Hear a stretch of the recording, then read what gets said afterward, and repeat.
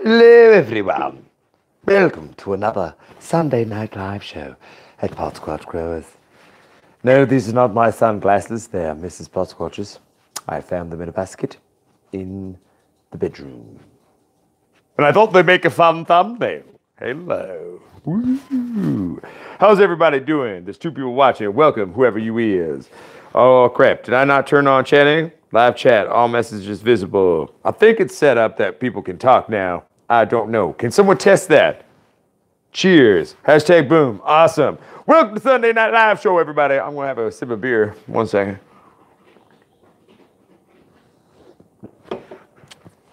I'm also going to put my actual glasses on because I'm blind as a fucking bat.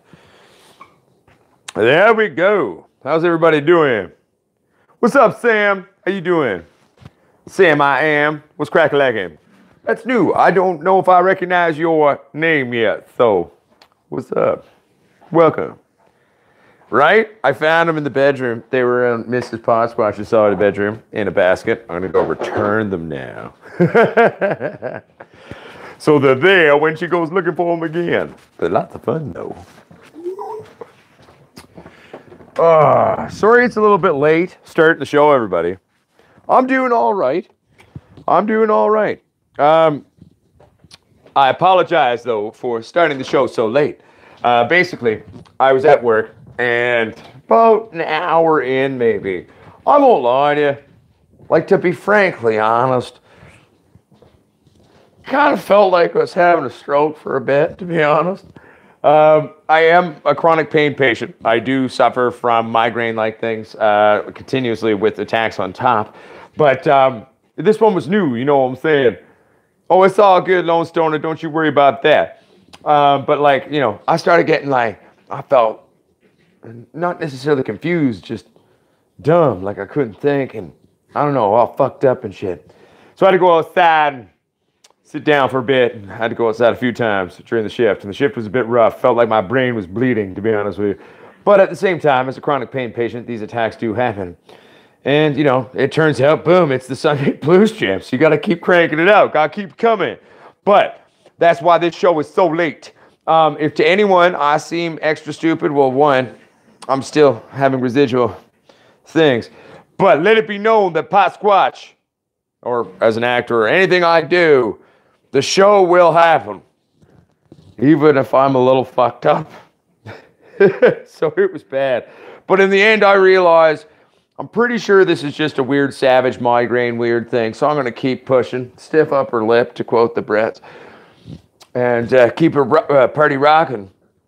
And so here I am at home. And before I was ready to start the show, well, I need to, one, have a beer. Two, have another beer. And three, you know, have a bit of a talk. Listen to some music and try to mentally prepare with a brain that doesn't work. You know what I mean?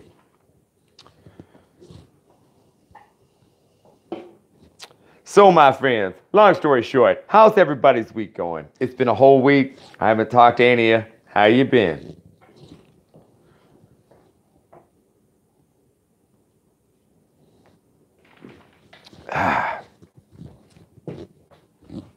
Don't worry, I'm pretty sure I didn't have a stroke, if anyone out there is worrying about that. I'm pretty sure it was just a really bad migraine. I mean, I went outside and had a cigarette, and I was sitting there, I was like, okay, let's... What's that? Lone Stoner? I know I spoke to you. What? When? Ring plus beer equals God mode. Right? Hashtag boom. I got 2 rings. 1 and 2. I'm new to your chat. That guy, channel 2. Hey, that guy, channel 2. Well, welcome to the chat. Welcome to the Sunday Night Live show. This is a weekly occurrence that we do here at Potsquatch Growers. Sometimes it gets very technical about pot. Sometimes it gets, you know, very deep into human existence. Or sometimes we talk about random stupid shit, and it's just a lot of fun. Pretty much anyone out there who does drink or doesn't drink, we got people waking up, we got people going to bed. Everybody's at a different place in their day, but we all come together to hang out and chat and shit. What's happening, Noel Kelly? I'm doing good, man. Sam says, good, thanks, mate. You should look into dry fasting for migraines. Into dry fasting for migraines. I probably should. I mean, I won't lie to you. I take better care of my weed plants than I do myself. Like, I mean, I could be a little healthier, I mean, I won't lie to you. I'm in fairly decent shape. I work out and, I eat basically pretty good. But, I could eat better. I could do a better job. I won't lie to you. My weed titties, they eat better than I do. But you know what I'm saying. Drink mango juice. Go straight to the brain. Look up snake diet. I could eat snakes, I guess. I ate snake in China. Tasted like chicken, but oilier, and there was like a different nuance to it as well. Something else I couldn't quite place or put my finger on, but it was interesting though. I'll tell you, it tasted all right. Hey man, and the fact is, well, thank you. I mean, I'm just meeting you now, and I'll share to you. This is very much me. A lot of people sometimes they comment on the videos. They'll be like, can't you just talk like yourself? God, you're a grown ass man. Goddamn right. I mean, just ask my wife or any of my close friends around me. This is kind of just how I am and what I do. I'm basically a dude who's just himself and likes to have fun. I mean, it doesn't mean I don't have dark or bad days, where I'm quiet or this or that. But for the most part, like if I'm having a good day, like I'm cracking jokes and I'm being me. I'm like you, pot suffering chronic pain. I am batshit crazy. Don't think that I'm not. I am. I'm just heart of gold. I'm like a mad scientist weirdo who loves humanity but hates a lot of society, if that makes sense. But I mean, luckily, that's why I'm an actor, writer, comedian, and filmmaker. I mean, it's like a great place to kind of, try to work on that, right? So. I am in Canada. I live in British Columbia on the west coast of Canada, in the valley.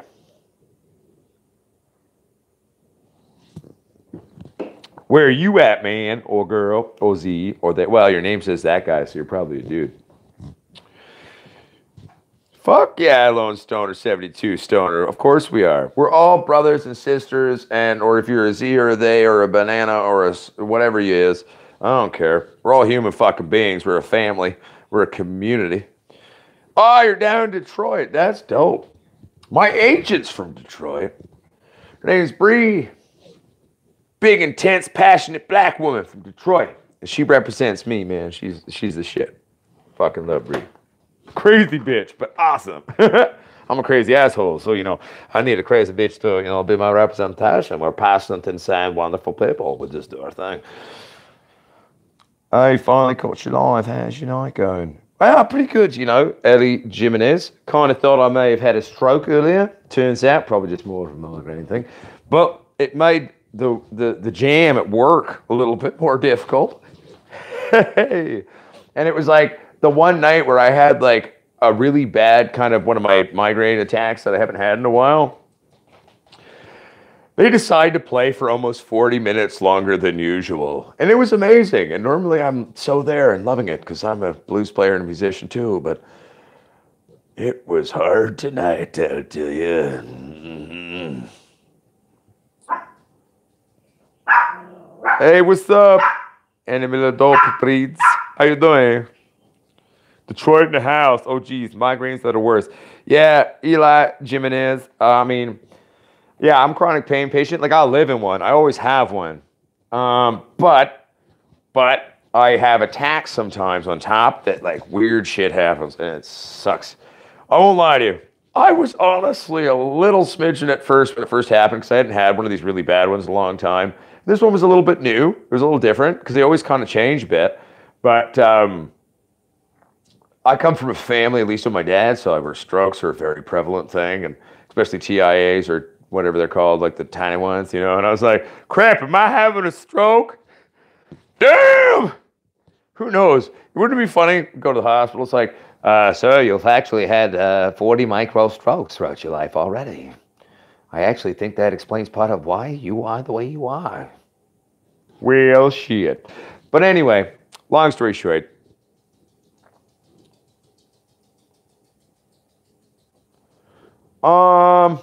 Okay. Well, I will answer your question in my opinion, Logan Lucero. I am not a scrogger. I'm not a scrogging man, not a fan of the scrogging. But if I were to scrog, um, okay, wait. First. What species of cannabis are we growing? We're growing a hybrid. We're growing a sativa. We're growing an indica. What is the structural orientation of the plant looking like right now? I need to see. I need to see what she looks like, or you could describe it through words, and I can read them because I have glasses on, and I'm pretty sure even if had stroke, most brain still works. So hey yo.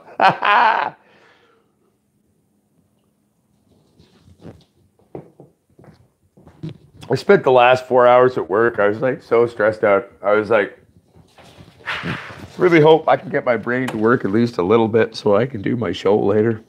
Because I always do a show.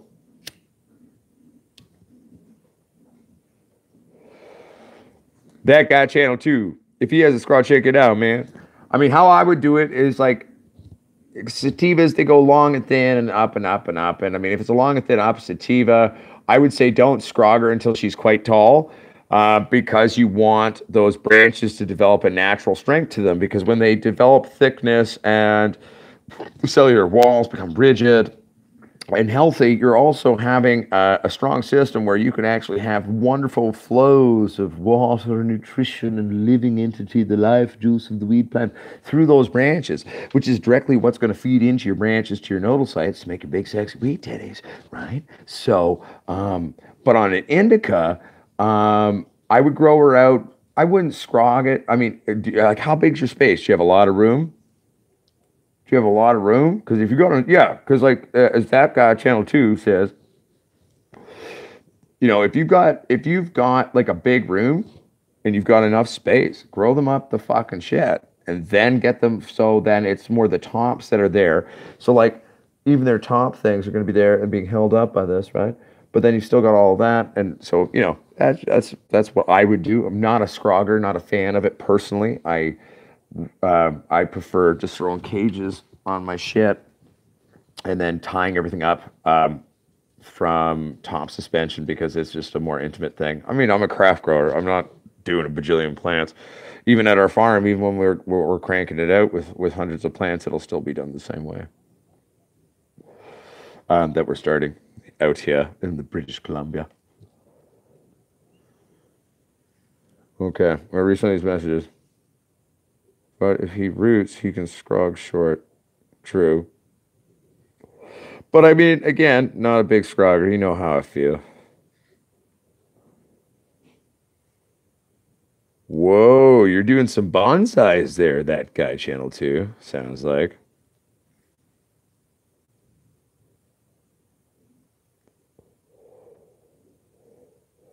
Dude, Lone Stoner 72 Stoner. I was telling people at the pub about that, about your wife and the crocheting and what's going to happen. I was like, so they asked me for some body shots last night, so I couldn't get them. So I asked Jenna or Mrs. Potsquatch, Donnie Davis on YouTube to do them. And so I sent them off. It was hilarious, everyone. Because she's making a leprechaun, pot squatch, crocheted.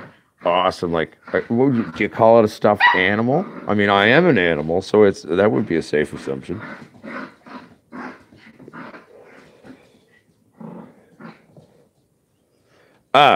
Stuart Harper. I have played around with uber stressing the plant at the end. If you remember, like for example, biker squash, their technique of how they like to do it is they literally will shoot a nail from a nail gun, and this is normally typically I think they're doing it more so on like either big giant greenhouse plants or outdoor plants. But they're just shooting a nail from a nail gun right to the heart of the root ball, right at the bottom of the stem. So yeah, I've played around with it. The basic premise behind doing such things and why you do that.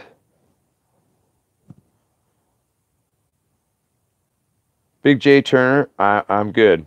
What? I wasn't speaking to you. Did I miss a message or an email? I'm sorry.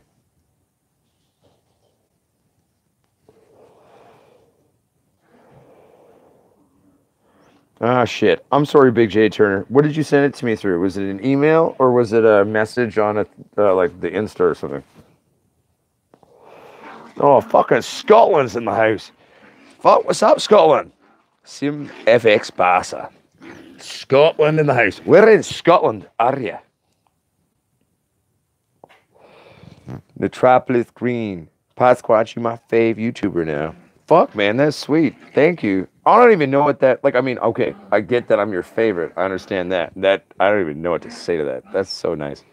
But I don't really get YouTube much. Like, I'll admit that. I'll admit that 100%. I'm just a guy who started making some videos, and I was like, I'm gonna make a channel that does stuff. And I don't know. I've just kind of been winging it the whole time, just kind of fucking around, just doing around. You know what I'm saying? But so I don't think I fully understand what it means to be your favorite YouTuber, because like I've seen a lot of YouTube. It seems like everyone does things a certain way, and I just don't. I just kind of wing it. But at the same time, thank you. I mean, that's awesome. I guess more why I ask is I'm trying to understand what the hell that means. Your vids are so informative. Plus, you're hilarious. Ah, fuck. Thank you. That's very nice of you to say. I really appreciate that. Hey, bros and bros, that's it. I'm into Hizzle, just coned up and chilling in the bed with wifey. What's up, Zeb Zeppelin? Tell your wife I say, what's up, girl? How you doing? Miss Potsquatch, she's in the back right now. You know, it's Sunday night, so you know I got to do my show here, and she's got to go, and you know she wants to chill out. She's having a hard time. You know, I was like, here, take a couple cans of PBR. She's having a deep relaxation bath or something. Yeah, that's a good time. I'm from just outside Glasgow, on the west coast. Watching with joyful envy, guys. Keep it going. Love the accents. Fuck yeah, boys. I mean, the Scottish rogue kind of thing I could work on. I mean, when I was younger, I did a lot of it, but the fact is, I had to learn over the years a lot of different English sort of things, and that fucked it a little bit. And then all the English sounds and like Scottish sounds and a lot of things, they really fucked, you know, with my ability. It goes a bit on soft palate, on mouth, make sounds. It's what made Australian hard and fuck. It was funny. I'll tell you, I had this audition for my agent once for this commercial, right? And I specifically have it stated on all my shit, like, I do all these sounds, but I don't do Australian. Just because the fact is, like, I found it so hard. It just was so hard for my damn mouth to be able to do. What you up to anyways? Yo, Alexander Lapuente. Dude, it's going good. Going good. I got the babies there chilling out. We'll talk about them in a little bit. Just, you know, finishing up the night on the West Coast. How's the East Coast? What was I talking about? Ah, Australian sound. Agent, right. So anyway, got this audition, right? Late at night, next morning, for this commercial where they wanted me to do an Australian accent. And I spent the entire night drinking PBR, forcing my mouth to learn these lines. And so I can't consistently speak in the accent, but I can eventually force myself currently anyway to do it. And that's what I had to teach myself that night. It was a little intense, you know what I'm saying? Like, wow. But anyway, back to the babies, maybe.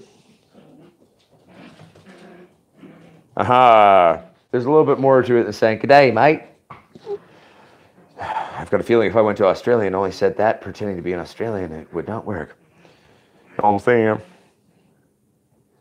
Well, okay, so in the Metropolis Green, you're waiting about the titties. Got to go for fuck's sakes. Love you, what? Love to you, Pots, and to people. Back at you, cranky BSTD. Fuck yeah, brother. Starting up the week early in the Z-Sign shop. Fuck yeah, Alexander Lapointe. I remember Biker Squatch saying shooting a nail, but I was told to split the stem with a knife right about 2 inches and put a square through it, and it's supposed to double the frost. Well, thank you for bringing me back to that, Stuart Harbour. Okay, so you got to remember, okay? You gotta remember when you're learning things, right? It's not about one technique is the thing. Understand the greater whole of what the technique is attempting to achieve. So we need to remember that trichromes or frost are in fact a self-defense mechanism utilized by the plant. If it can get shit more high, then it'll fucking piss shit off from fucking with it. So when you go in, there's another technique that you can actually do. Starting around weeks 4, like if you're doing like some 9-week runners, starting around week 4, you can actually make micro poke laceration, a little needle on the stems to certain heads. That will increase frost. It does work. I mean, every technique and fuckery that we do as growers, okay, has positives and negatives. Every single one of them. That's why you can, play around with things and not be afraid to take risks. If you want to split your plants at the end, that's fine. But I would recommend split your plants when your flush is done. If you're someone who needs to flush and you're a flusher. And then do the split, give them 2 or 3 days with the split, and then go into your darkness period before harvest. Because I'm assuming we're talking indoor growing. The applications to said technique for an outdoor grow would be, in fact, different. Similar, but different. Same, but different, very much so. Anyway. Yo, brother of the stone, what's up, baby? How you doing? How can I stealth kill a cherry tree? Michael Summers, you know what it's about. I know some stuff. Always learning every day, man. Or girl. Well, your name's Michael. Wait a minute.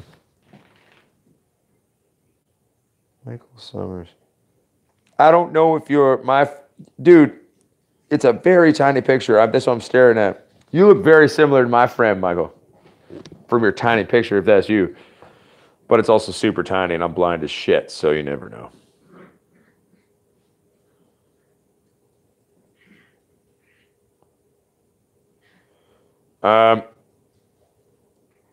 Zeb Zeppelin, I mean, is not wrong. I mean, that'd definitely be one way to do it. Why are you trying to stealth kill a tree? Are you being mean, neighbor? Be nice to your neighbors.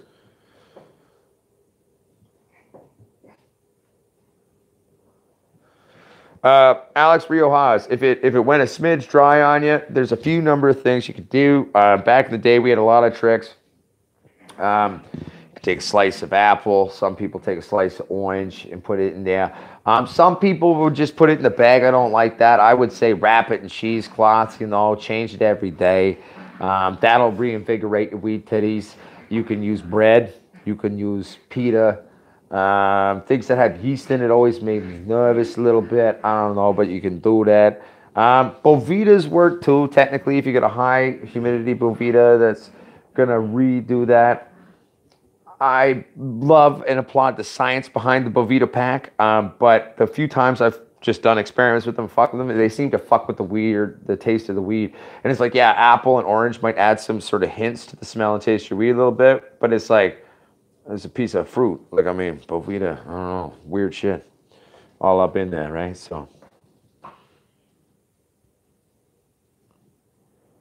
One second here. Oh, there's a lot of messages. Okay, everyone, bear with me here. I gotta see where there's a heat wave. So I answered that for Alex Riojas to a point. I'm just learning and love to hear everyone's opinion. And I'm always keen to mess around. And thanks, bro, for the info. No worries, Stuart Harper. Happy to help. I'm happy to share what I know. Good, my man. Nice grow and harvest. Fuck. I don't know if you mean for your grow, but if it was your grow, fuck yeah, man. That's awesome, brother of the stone. Next door has a fucking tree that's blocking my garden. Have you asked them to trim it back? Or is it too tall to make a difference?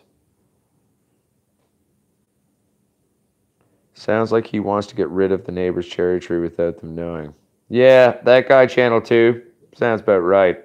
That's what I'm extrapolating from the scenario as well. I guess right now I'm having ethical, moral conflicts. because I know exactly how to do it. I have 1,001 ideas, but it's like, oh, the intercomplexity of self-humanity, my friends, I'll tell you. Holy shit. Okay. Them titties, though. Okay, right. At the top of the screen, give me a minute. We'll get back to the titties. I'm going to talk about some titties.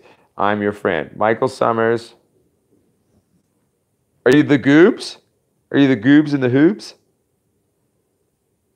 Well, everyone's my friend and family on here, but are you the goobs? I don't think you are. He would have told me. You have similar bone structures. Cheers, everyone. You being modest, bro. Oh, shush. I'm me. He's a proper cunt, eh? Well, you know, that helps me feel a bit better about helping you do that. Let's privately chat, Lone Stoner 72 Stoner, about this one. I'm sure we can come up with something. That guy. How you, my bro? I'm doing good, J and K Triple G. How you fucking doing? Why'd you have a rough day, J and K Triple G?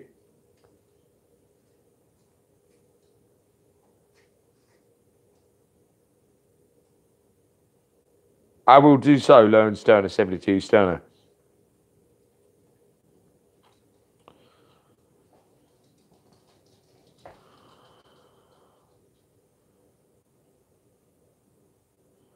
Oh, hell yeah. Don't worry, Stuart Harper. I mean, the vids are going to keep coming. Like, wait till you motherfuckers get to see what happens with this channel when we have the new farm going, because I'm going to release everything. Like, we're not going to hide shit from anyone. We're just going to be 100% real.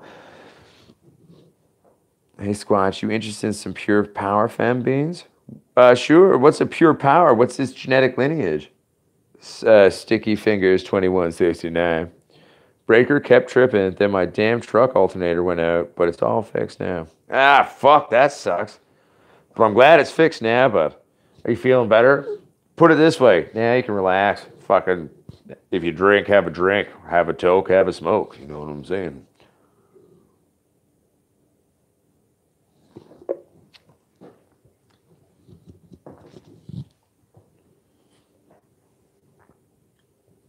Oh, well, thank you, Stuart Harper. I really appreciate that. I really appreciate all the love everyone's shown out of the channel and to kind of my weird madman mission of where I'm on. Thank you, Tidy, Rip Productions, and shit. What was the other one?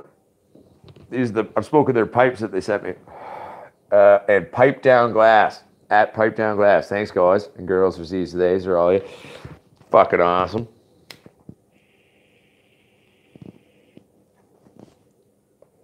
I think that bowl's almost pooched. Ooh. Well, that's good. Sub panels always help too. That guy, channel 2, damn what? Hey man, a lot of pipes look like butt plugs. And hey, we got solid glass. Hey, oh, fun for the whole family. Stone Grow Vision, hell yeah. I mean, we don't grow the weed titties to not smoke or ingest or enjoy them, you know what I'm saying? I want some of those old school strains if they ever hit the line. Oh, don't you worry, Alex Riojas. Like, if I ever get to a place in the terms of the company where I'm able to start doing eugenics and breeding and selectively doing things, I would love to release a bunch of seed lines where you know, sorry, brain spaced out, coming back. I would love to spend a lot of time growing out different phenotypes, old school strains, acquiring them, and creating genetics, even if things that were kind of lost, I do think it can be found if you remember, or at least from memory. I'll try to recreate them and release them for you and do all that. Any recommendations for PM and flower week 6? Ooh, how bad is it, J and K Triple G? Hector Hernandez. What do you mean by that? Because if you're talking in terms of manipulating his genetic structure into a sativa, no. They're different species. You can have hybrids that have intermixed genetics that will exhibit different traits in each different phenotype from seed to seed that will be more like one side or the other possibly, but no, there is no changing species. They are what they are. You can make them fuck and come together, but oh, totally. Okay. J&K triple G. One, what's your relative humidity in your spot? One, we're not talking treatment of the powdery mildew that you found. We're going to talk right now. First of all, any leaves that you see that have PM, pluck those bitches right away. Take it right off. Get it the fuck out of there. Danger zone. Even if you see a little bit, rip those bitches off and run out with those. Incinerate them. Burn them. Then you need to make sure you have like proper wind movement in there. But at the same time, if you have had proper wind movement, turn down the wind movement at first because you need to assess where's the powdery mildew coming from? Where is its source point origin? Where's the variable in the equation of your indoor grow that's creating PM? Is it a humidity issue? Is it, you know what I'm saying? There is a great product. Wait, first, before I recommend products, where do you live, man? Okay, so you've got good relative humidity. Okay, good. So your humidity is not to blame then. Sticky Fingers 2169. Send me an email. potsquatch420@gmail.com.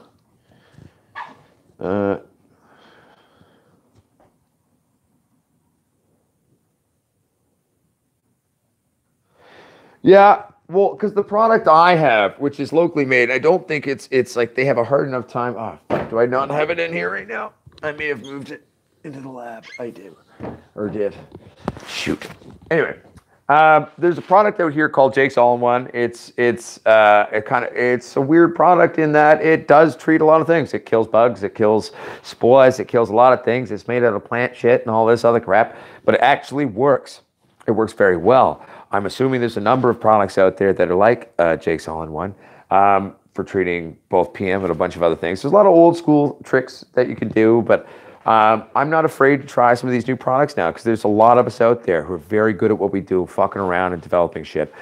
Jake's All-in-One is a product out here in Canada and British Columbia, and it's the shit. It works really well.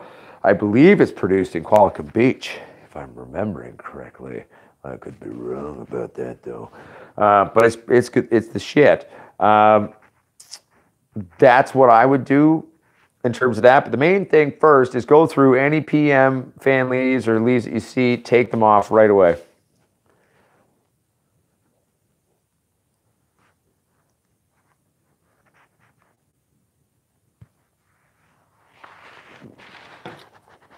Buddy, that sounds awesome, Zeb Zeppelin. Oh, you're down in Santa Fe. Okay. Again, J&K, send me an email as well. Because during the live streams, it's hard to kind of directly do everything and get intimate where we need to on figuring things out. So that's why people can send me emails, work on it. It's 2:01 a.m. here, so you're just one line over.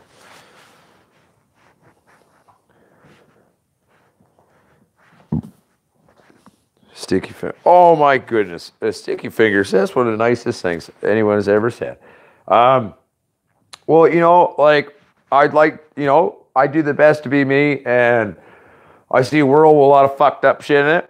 I'm just going to be me. And that's part of why I'm an actor, writer, comedian, filmmaker. In terms of the pot world, I see a lot of misinformation or chotchery or ego or bullshit about a lot of crap. Like, I'm not gonna lie to you, I have a bit of ego myself. Like, I'm a confident grower. I know I'm good at what I do. I'll go toe to toe with anyone to grow up. But it's like, I don't like a lot of what the online climate has become in terms of growers, and I don't like the stigmas and the hate and all this bullshit. So I was like, fuck it. I'm gonna fucking create a different world and a different community where people, the Pot Squatch Growers Army, people can come be and just like learn and love the weed teddies. And fuck, you can be left, you can be right, doesn't matter your color, your superstition, doesn't matter. Like, you're a human fucking being, right? So, you love the weed teddies.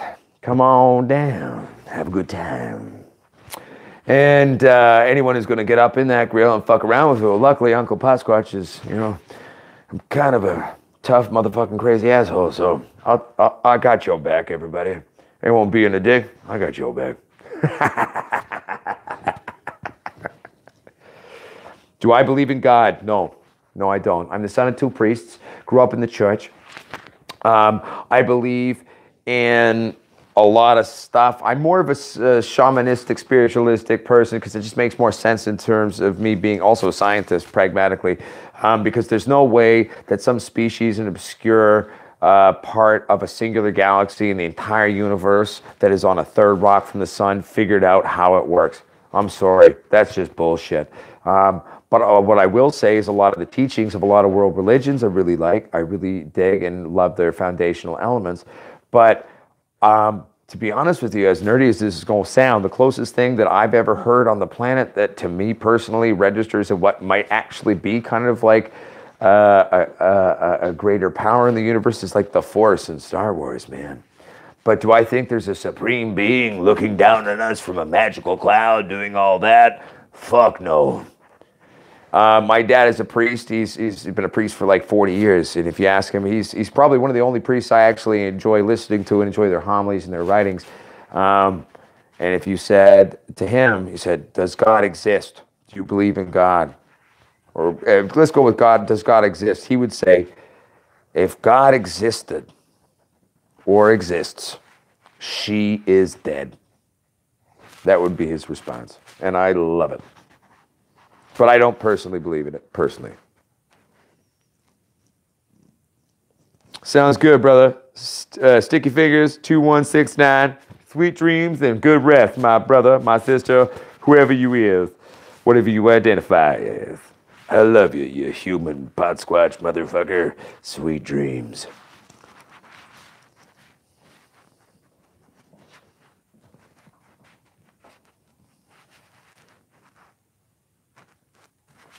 Who asked me if I believe in God? Oh, Stone Grow Vision. Do you believe in God, Stone Grow Vision?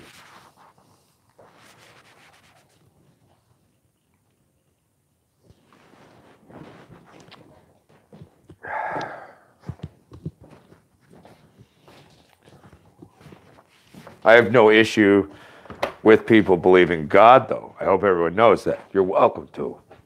I just grew up in it.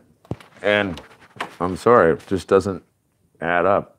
I don't think it's justifiable to me personally for me to choose to be that way.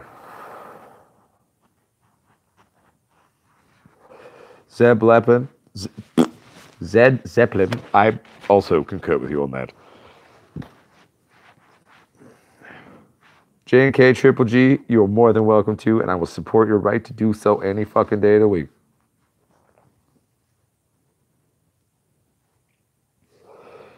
Hey, Sticky Fingers, hashtag boom. I rock and roll with that. I believe, what do I believe in? I mean, I believe in a lot of things, but if I was going to have a singular seminal statement of my belief, I believe in the true heart and foundation of humanity in the long run. That's what I believe in. I have at least one left after cancer, man, I'll tell you. I believe I can fly, says Lone Stone 72. I love it. It's so good. Space Jam. Always makes me think of Space Jam. That movie was the shit.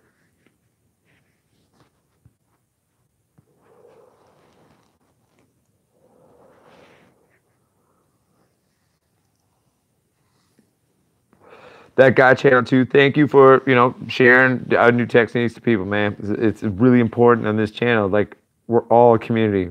We're here to work together, help everyone, help each other. Ellie Jimenez. Fuck yeah. Space Jam was the shiz, nerd. Where you from, Ellie Jimenez? Or is it Eli? Am I saying it wrong? I'm sorry if I'm saying it wrong. Where are you from? Oh, shit. Retarded Green Thumb in the house, baby.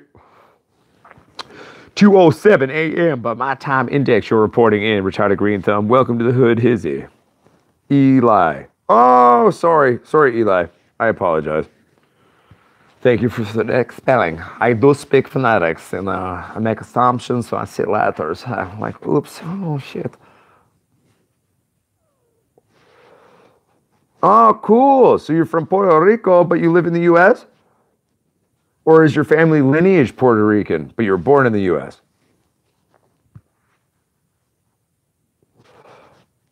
Be right back. Gotta run close to bedroom. That makes sense, that guy, Channel 2. Do it up, brother. Do it up.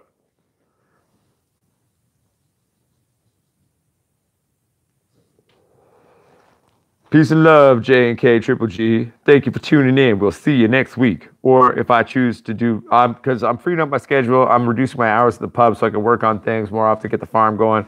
So I will be a little bit more available, as well as releasing more content. Just letting everyone know that.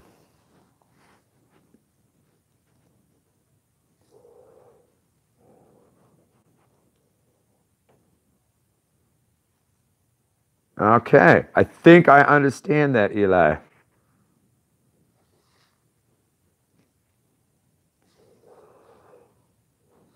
Peace and love to you as well, Daniel Courtney from Canada, and I'm sure everyone else who's here hanging out right now.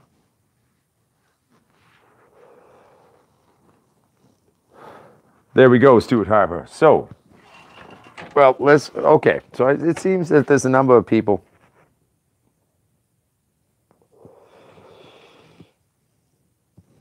Yeah, don't remind me about how countries are still fucking other countries. That rather upsets me, to be honest. Let's not talk about that one right now, because this could take a very different change of a live stream, I'll tell you. Let's go back to the weak titties. So right now, basically, we've got everything. Sorry, Eli, I apologize. It upsets me. I'm a passionate comedian and a fucking human fucking being who loves my fellow human beings, no matter where he is, and I don't like bullshit. I don't like bullies. I don't like tomfoolery. But anyway, see, I almost went there. No, it's cool. Eli, we cool. It's just my passion peeking up. But anyway, so in terms of our update, all right, here we go. Update on the weed titties. Let's get with that shit. Okay, so we released the 9 weeks 911 video. You saw the live streams with Biker Squatch. We've saved everything. Nothing's been an issue. I've not even found a bean in anything. We saved the day. Coming out straight quads, dankalicious shit. So right now they are. Have you always used clones or prefer to grow from seed? I think that it's not something that is one or the other. I think they're two different worlds of thought. Growing from seed, for me as an indoor grower, predominantly strictly, right? I enjoy doing seed runs where I look for phenotypes and really special, beautiful things. And when I see that, I keep them. I clone them. Make them fuck other things. I make them do things. And, it sounds very dirty, because it kind of is, if you think about it, like plant sex-wise. But, so I don't prefer either or, because I don't think you can prefer either or in terms of an indoor grow. They have different purposes. The only way to have true genetic consistency and producing a large crop of craft cannabis that will do consistently the same thing that you need it, whether we're talking recreationally or medicinally, is clones. That's how you do it. That's just the way it is. However, if you're going outdoors, for example, seeds typically can be a little bit stronger in terms of the transition. But my thing as an indoor guy, but who also has done outdoor, just grow your clones out. Make them tough bitches and take them outside. They'll be fine. Seeds are a very important thing. I collect them. I have a genetic vault of seeds. We just added the new invention of Gorilla Blue to it from our friend Christina, which was her first breeding program she ever did to create that. And I'm very excited about those. But yeah, I've always just tried to pick good seeds and hope for the best over here in Australia. Stuart Harbert, you're not wrong. Because also too, I'm speaking from a place where I have a legal license to medically produce my own cannabis. I'm allowed to do what I'm doing. I'm not breaking the law, you know, and so like I'm able to feel safe enough to kind of play with things. But if you're living in a place that's illegal, or you live in a place where it's hard to find things, you know, I mean, you may not have the chance to do what I'm doing. I think that's part of why I want to try really hard on this YouTube channel, to keep creating content, to keep playing with things, you know, and letting it come out,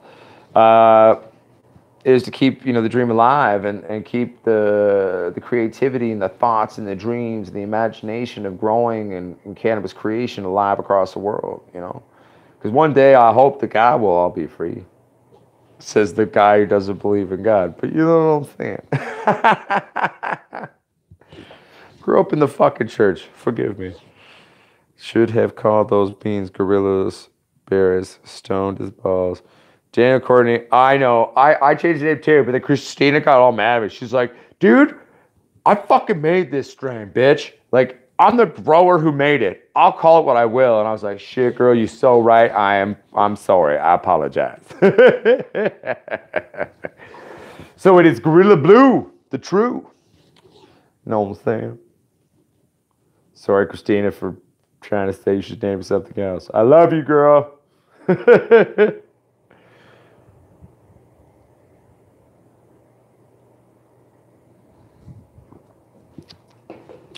Awesome, Stuart Harper. For me, I'm a cancer survivor. I live in a continuous migraine, have attacks on top. So I use it for all of those things.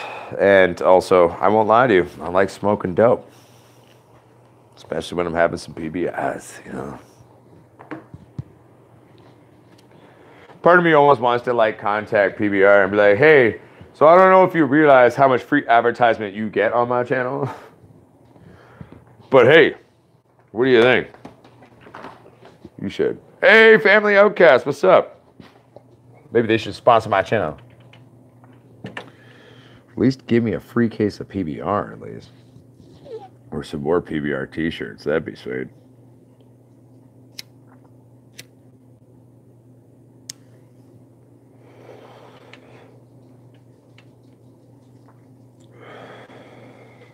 Everyone out there experiencing physical pain, I'm very sorry. But I want you to know that this is a legitimate thing that can help you.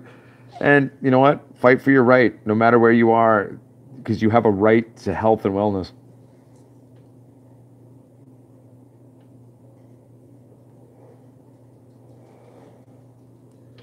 Well, exactly, too. That's the thing with big pharmaceutical companies, drugs. Like, I mean, they're burning out your fucking shit. If you're a chronic pain patient like myself, I mean, you start taking these heavy drugs, it's burning your shit out. Like, you're literally burning your shit out. Your other organs and giblets, shall we call them. And the fact of the matter is that's bullshit and fucked up. So that's where cannabis is a beautiful thing, that it literally has such a, I mean, we call it a multiverse of uses, both from medicine to industrial to everything, and different strains. Like the diversity of strains and species. There's 3 species. There's like bajillion, tens of thousands of naturally occurring strains within the species, and then there's like hundreds of thousands of strains that we're all coming up with every day. And I mean, but we're creating things and things that can have different things that can help all of us, right? Also, in terms of recreational sense, get you really fucked up in different ways, and it's fun too. And this is a beautiful thing, right? Because if you can get off really hardcore painkillers and other things that'll fucking kill you, why not?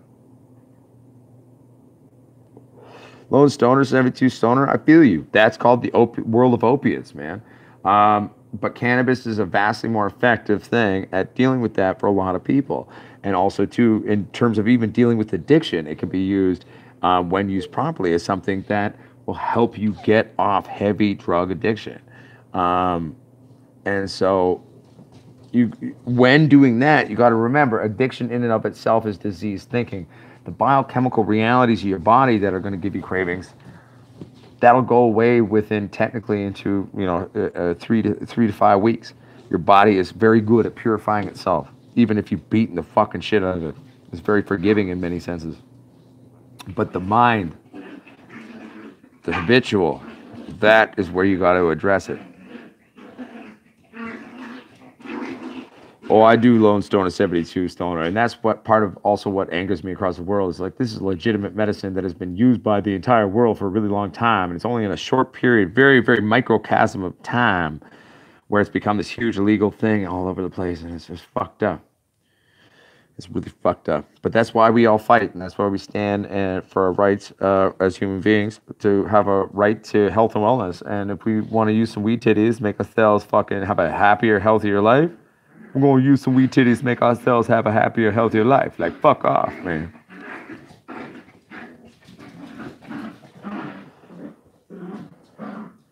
Stuart Harper, fuck yeah, buddy.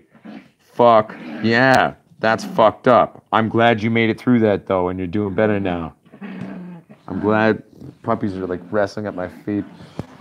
But, Stuart Harper, I'm really glad that you made it through that, man. And, dude, I fully support what you've said and agree with you 100%.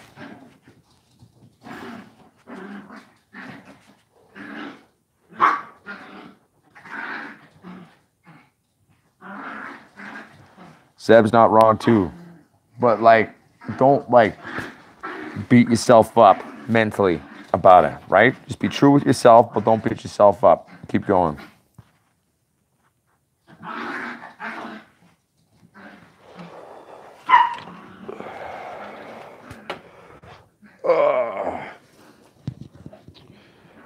I am warning everyone now, this is probably not going to be a record-setting length of a live show. I'm not saying goodbye yet, but... Well, it's like, you know, Stuart Harper, it's like sometimes you need to take actual meds. Sometimes you do, you know? But we live in a world where we're trying to be forced to pill all the time. I'm a big believer in that if we talk about things, openly communicate as a community, eat healthy as much as we can, get physically active a bit. Like we're basically animals. Like we're designed to be moving and doing things. And I'm really a big believer in terms of positivity and mental thought and fortitude of self, right? So if we can all share and have a safe, open conversation about shit. No, you didn't, Zeb Zeppelin. I'm not going anywhere. I'm not going anywhere, Zeb. I'm not done yet. I'm just warning everyone that I don't think it's going to be as long as it usually is tonight. But if we can have a safe conversation and share what we all know, that will actually help to really treat a lot of stuff. Because, you know, we all live in countries where we have governments that we treat like that are our bosses. But technically, at least if you live in a democratic state anyway, in technicality, you're supposed to be voting people in you care about or believe in or this or that, right? Who you think is going to lead you properly.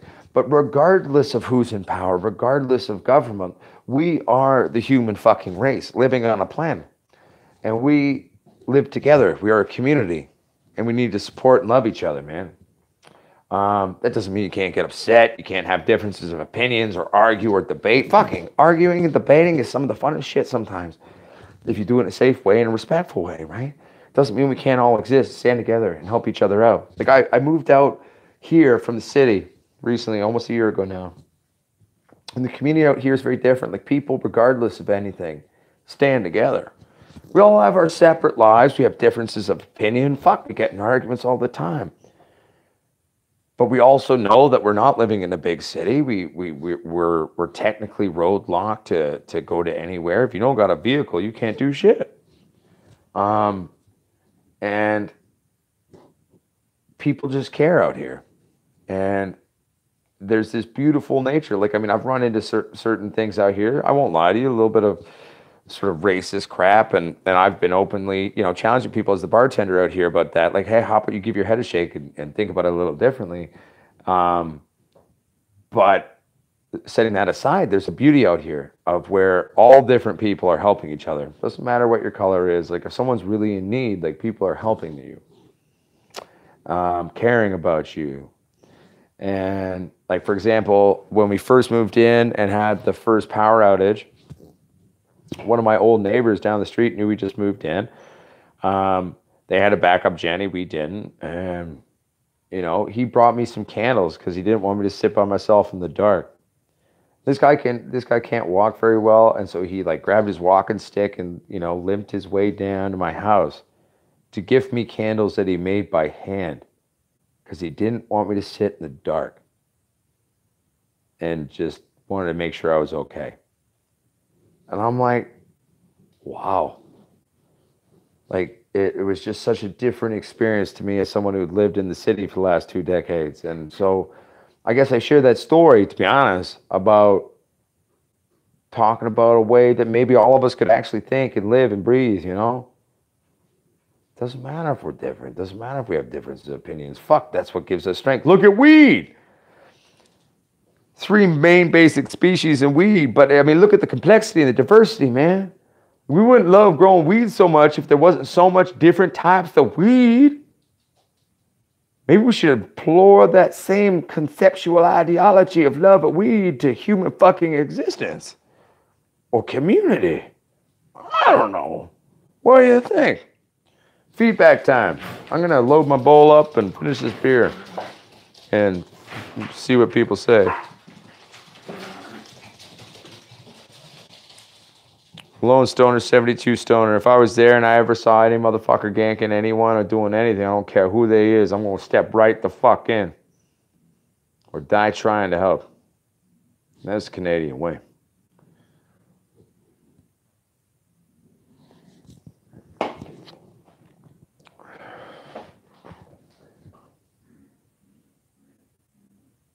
Hey, Kanchanana. You're here. I missed you. I think I added your grandson's whatchamacallit thing to the thing, but I don't believe that he has accepted me being able to follow him. So I couldn't see that link you sent me. You're like, I'm super proud of my grandson. And I couldn't see it because I have to follow him. So I asked to follow him, but I don't think he's accepted yet. And you're here in time for the first piss of the live stream. We're pissing in the laboratory because, well, you know, Miss Squat's having a bath, and I don't want to freak her out with, you know, the entire world coming in with me to take a pee, so she's naked.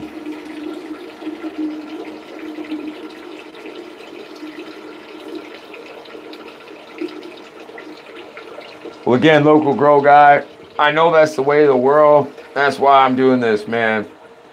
I won't lie to you, right? Like, growing up, like, you know, I'm a tough dude, put it simply. But I don't like how the fucking world exists in a lot of ways. I love a lot about the world. I love the human part of it. I love the community, you know. I see these beautiful acts of kindness all over the place. I love that. There's a lot of bullshit that I don't like, and I don't like bullies, I don't like crap. So, frankly put, I'm kind of on a mission to just say fuck it and stand up for the little guy, and, you know, try to create a community in a place where people can talk and be and coexist and just hang out. Also grow some weed titties, and love growing weed titties. Thank you, Alex Riojas.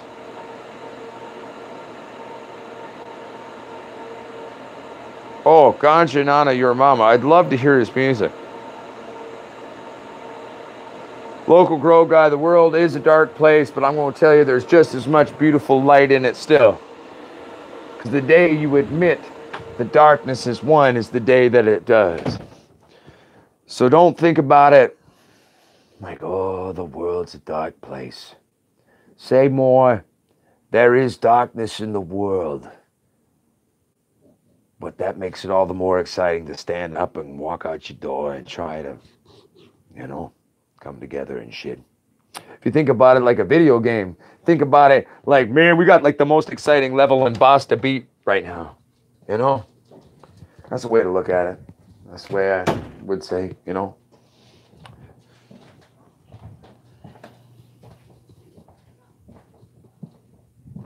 Hey, Jabba Joe 7. Welcome to the fucking live stream, baby.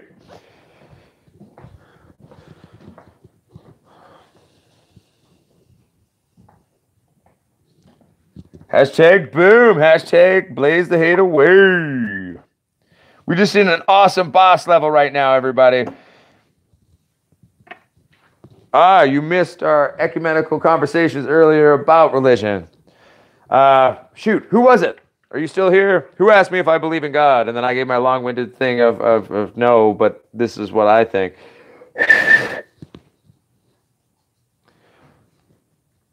We are in the boss level, everyone. If we stand together, we can win. Yes, well, you know the old, and you're welcome to. I don't. I believe in other things. I think the whole Christian religion, almost every world religion, is kind of a juvenile egotism.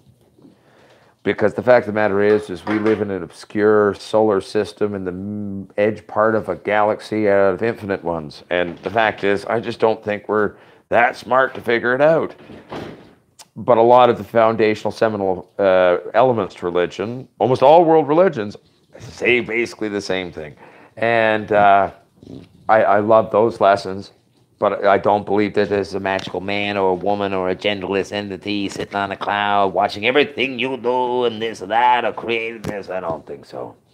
I don't think it's quite how it worked. There may have been someone's hand involved in it, maybe, but I don't think it's any way or thing that we could have imagined. But that's just me being pragmatic and realistic as both as, as someone who identifies as a shaman who lives in the woods and as a scientist. And on that note, I'm going to take a sip of beer and take a toke. Oh my God, I love you so much, Ganjanana. Earlier in the live stream, when we were talking about that, I said the number one thing that I believe that we've created in the world that maybe is kind of right was the Force from Star Wars. Which is basically what you're talking about. Sort of singularity, a whole, energy field, this or that, blah, blah, blah. It's super cool. 1 second, I have a choke. Again, thank you, Tiny Rip Productions and, what's it called? Pipe Down Glass.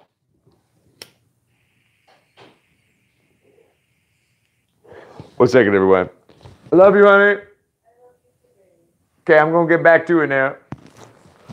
Love you, sexy. You look good in your towel.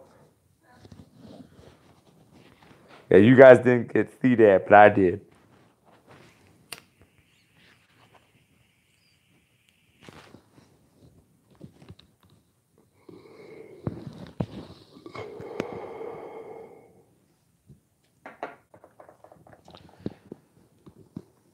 Oh, Religion is Bullshit was one of my favorite stand-ups of George Carlin. It was brilliant. Lone Stoner says, love you, Mrs. Potts. Say what? Lone Stoner, our fam jam, wife's the crochet master, little Harley, little Lily. Yeah. You're like, I love you, Mrs. Potts. I love you too, Lone Stoner. She says, I love you too, Lone Stoner.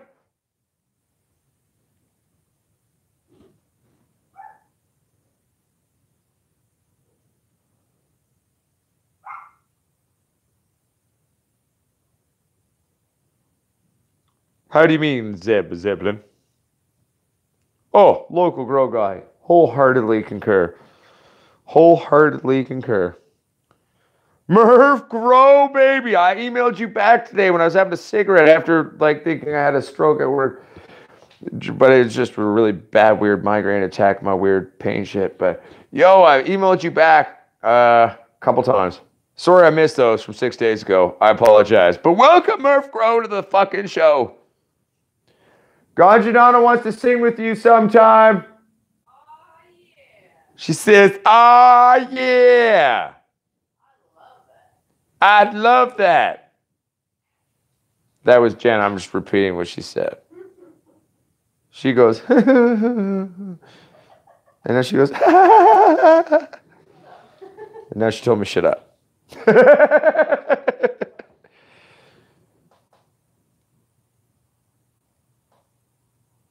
Love you too, Murph Grow.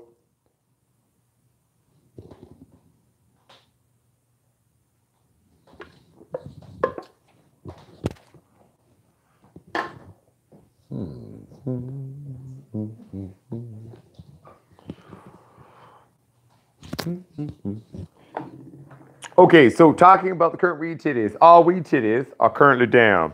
They're in the jars, and all the smalls is in bags and chilling or freezing. So we're gonna be bringing you a lot of hot, sexy hashish making videos. It's gonna be sweet. And then we're gonna take some of that hash, we're gonna press it on the rosin breast too. Then we're gonna make some of the most ridiculous dabs that have ever existed. I might even buy like an actual dab rig just for one video, because I'm not really a dabber, but like I'll do a dab for you. Then you'll laugh, because I'm not a dabber. I smoke joints. Lone Stoner, I have already made THC maple syrup for 6 years. That's the shit. So the short answer is yes. And I have. I'm Canadian. We put maple syrup in everything. What do you expect? Dude, I'm getting high off my pancakes for years.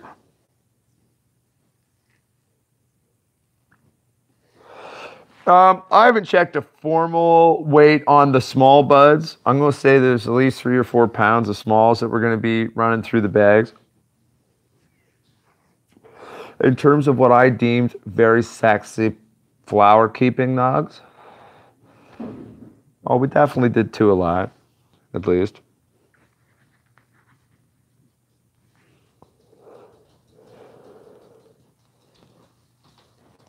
Oh, me too, Murph Grow. Because, like, I mean, I've got some stuff left over from the second, or like the run we did before the last one we just brought down. I run that first. I won't make a video of that. I'm just going to get that out of the way. Got to do it first because it's oldest. But this stuff, some of it was kind of like partially still alive when I froze it. So it's going to be kind of like a living bubble hash. And then we'll make that into like living rosin. Fucking sexy. I'm going to play around with a bunch of shit and experiments on the videos to see what we can do with things. See what happens, you know what I'm saying? Yo, Zeb, I have made weed bacon for years. I had a dog, Max. He was our family dog, and at the age of 4 was you know, we found out he had severe epilepsy, and they were like, he will not live past 6. We put Max down at 17 because it was time. But Max lived till 17, and I treated him with weekly weed bacon. Once I started treating him with weed bacon, he only had 1 or 2 seizures for the rest of his life.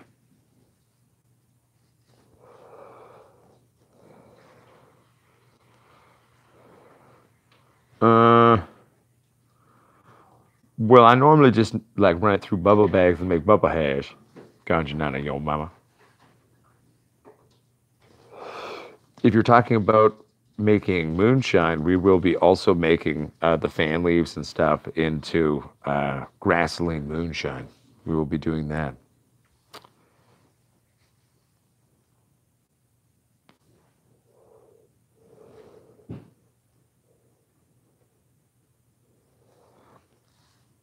Yeah, we're going to be making moonshine out of the weed titties. Make grassoline. What is moonshine? Do you know what Irish patchouli is?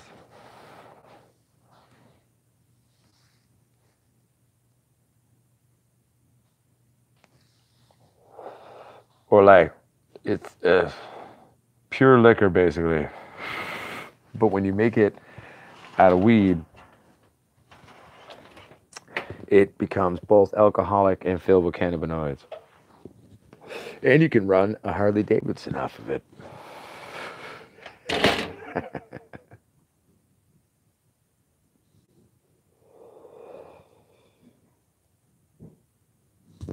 Well, it's a very simple process. Every one of you who are growing plants right now could do this. Get yourself a small little still. Just get like a basic 2 gallon. You need a heat source, so you can use an induction little burner plate. You can use anything. That's what you put your mash into, cook it down. But basically, per gallon, with the proper mix on your mash, you're going to make 3 to 6 cups per gallon. So 6 to 12 cups on a 2 gallon. Am I remembering that correctly? I might remember that wrong, but I think I'm right what I'm remembering. and it's just like pure shit, man. That's what we jumped our backup generator with. Remember when we couldn't get our backup generator to go and I was fucking pissed off? This was earlier on the channel. Biker Squatch came over. He's like, I've got the fucking missing element, man. And he pulls out this fucking jar. I go, what the fuck is that, man? He goes, it's weed moonshine made out of weed. I responded, hence the name. So we go out back to the Jenny. Brand new generator. Couldn't get it to kick, man.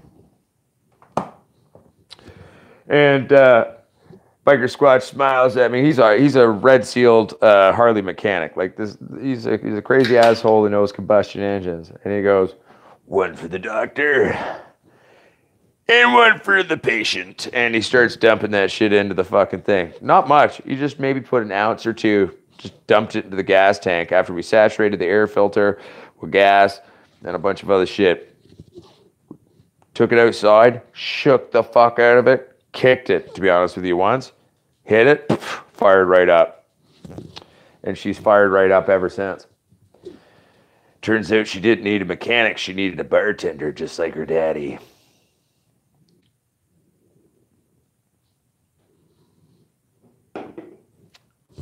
Oh, yeah.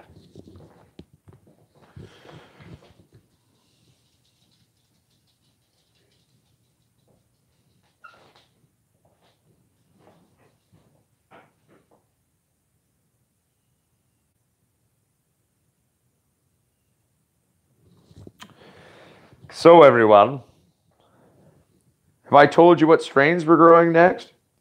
I think I did. Or I did in some of the videos. But are like we aware, or should I talk about that?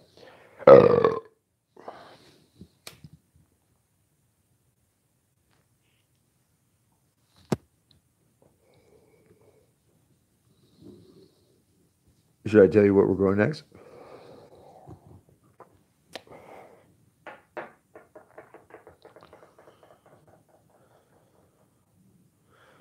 It's all right. People don't have to smash like. People tuning in. That's what matters, you know. I'm not worried about likes or anything like that. You know, this has become a community, and you know, if people are just quietly watching and enjoying, that's completely all right with me. But the fact of the matter is, oh, we're down to 14. Oops, did I say something? Oopsie poopsie. But anyway, the next strains we're growing with Shishkaberry. A Shishkaberry is a strain I've been aware of since I was a kid. So old school strain out here. Never really was aware, you know. Local grow guy, it will be set up tomorrow. I will do that with one of my clones. It's funny because I took a picture on Instagram of me and my clone saying next generation coming to let everyone know, like, hey, I'm still here. We're coming. Don't worry. Then Mars Hydro messaged me. They're like, yo, that wasn't our light.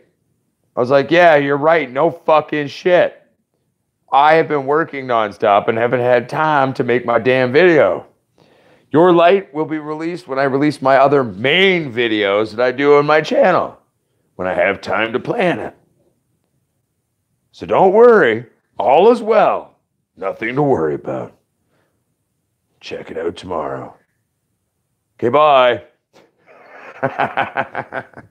They're like, oh, sorry. Okay, great. We'll wait to see. Because the fact of the matter is I didn't sign any paperwork. They ain't paying me shit. I'm going to review this product and be honest.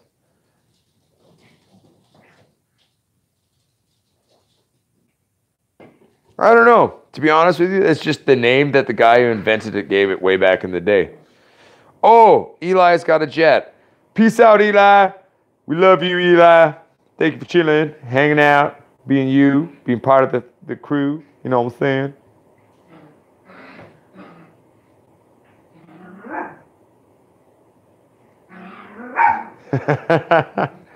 I'll be nice to them though. I already sent them an email before I made videos, and they're interested in talking. I was like, well, if you want to really actually market your products in terms of the cannabis world, you need to make a huge shift in either one, the way you're approaching the market, or two, your products. I can help you do that, but that's what I do. Hey, thank you for being awesome. Thank you for staying up, Eli. I appreciate it, yo.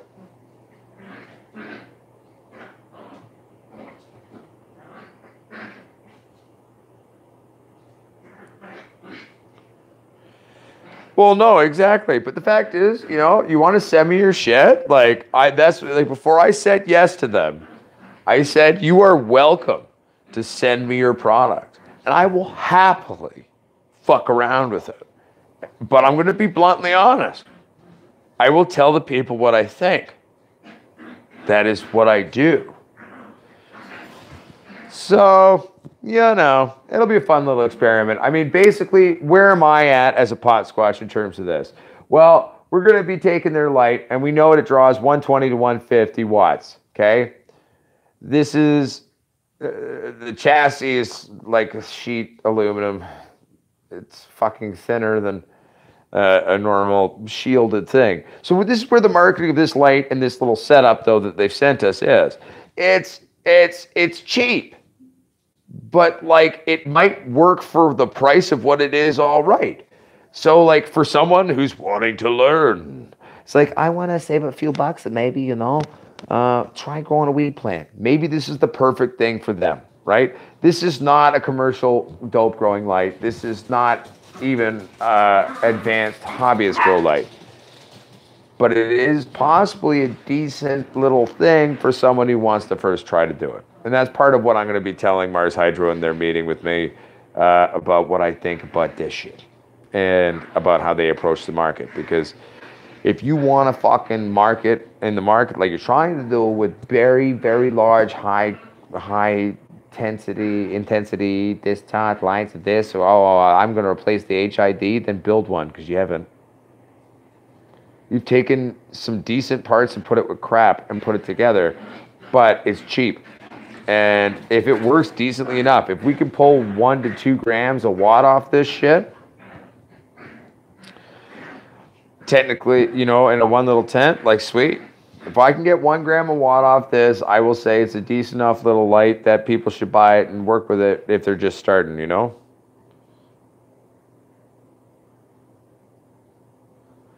Local grow guy, there's only one grow light to use. And this is where it's funny that Mars Hydro, it's if you did a little bit more research and sent me, before you sent me an email, you've just sent a tiny little robot into the death dungeon. I run the true juggernauts of death. I run. And this company does not pay me. I'm not sponsored by them. I paid a shitload of money for these products, but I'm an honest asshole. And if I buy something and it fucking works, I love that shit. No, Lone Stoner 72 Stoner. True grow lights don't have fans. Welcome to the world of the quantum board. Horticulture lighting groups, lighting systems. They're V2 quantum boards, which are currently the newest addition to the board. Is the way to go. We're running Mark 1 chassis, 620 setups with the V2 3000K boards, though, with the driver that has the ability for a potentiometer. What does that mean? Dimmer switch. And that's what was part of what caused our issue in the last run. I had one light that I left potentiometer on. I didn't use it once. I don't need potentiometers. I'm just going to turn my bitches on and just crank it from young days to late days. I'm creating the sun, but it was a fun, nifty gimmick that I wanted, and I want to try it out. And it wasn't the light that was the issue. It was the cheap fucking potentiometer that I ordered from China that fucking burnt out and fucked it up. But anyway, long story short, horticulture lighting groups quantum boards are the only true fucking epic LED grow light. There's other good ones, I'm sure. There's a lot of companies. When I first bought these, I started rocking these. A lot of companies now are pumping out shit that's similar. This TS1000 from Mars Hydro is an imitation quantum board setup that also has got some weird red diodes in it for some weird reason, to be honest with you. And if you did your research with the proper Kelvin scale of doing a 3000 mid-grade, if you want to fucking market something for a blanket veg and flower, you don't need red. Do a blanket 3000K on a quantum board chip from Samsung, you're good. But yeah, horticulture lighting group, man, it's just the shit. They're pricey. I'm not gonna lie to you; they cost money, but They're better than the even more expensive LED grow lights out there. Oh, fuck yeah. Look at the first run we did in the lab here. One of the chicks, she stretched her titties like in the single day or two without me noticing, like 7 inches, and grew right into the board. And I got some scorching. There's a video called Update on the Scorched Weed Titties or something like that from the last run I did on the channel. Go through my older videos. I talk about that in there. You can check that out.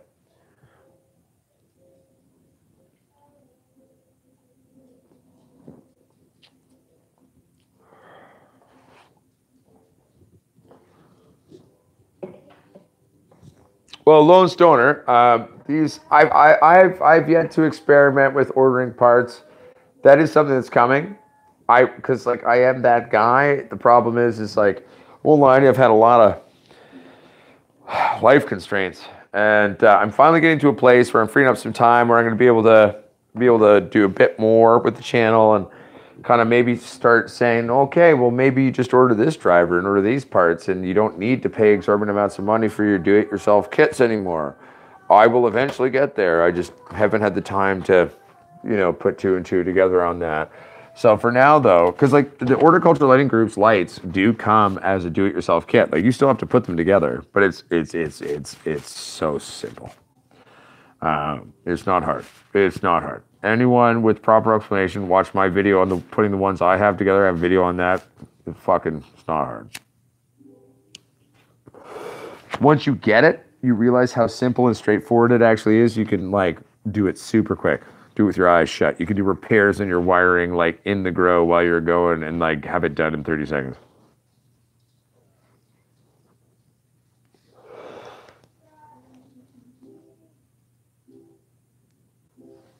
Oh shit. So welcome back to the dance, local grow guy. How did you get busted last time, if you don't mind me asking? What did they get you for? How did they catch on? Was it power? Was it smell?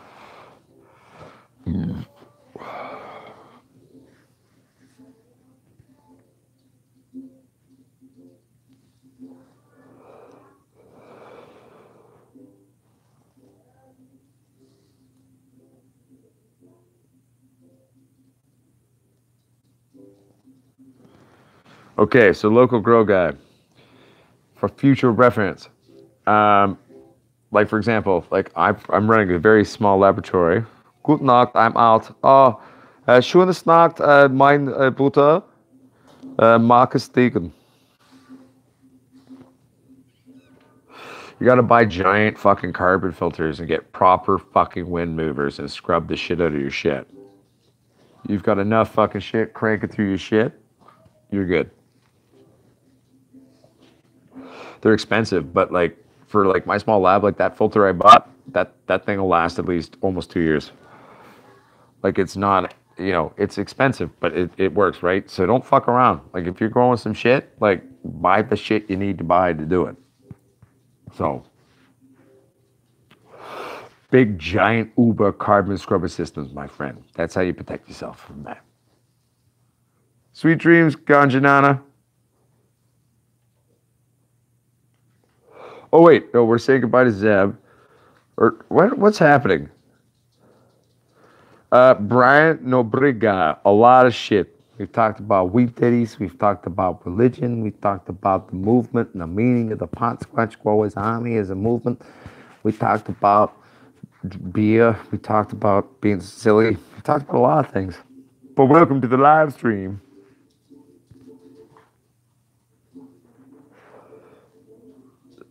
Thank you. Marcus, gut Nacht.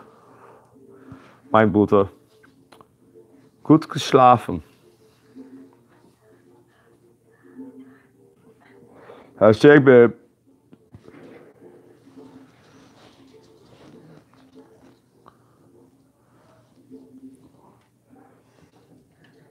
So, okay.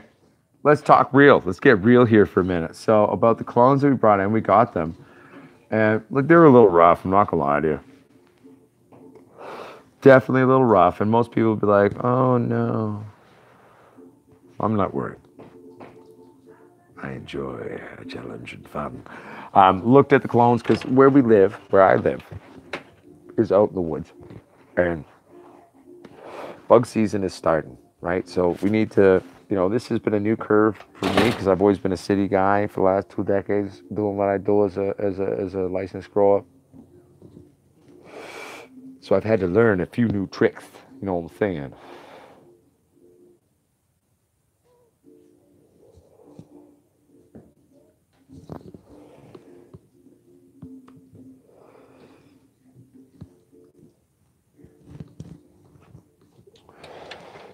In my time zone, it is technically Monday now too, but it's 2:53 a.m.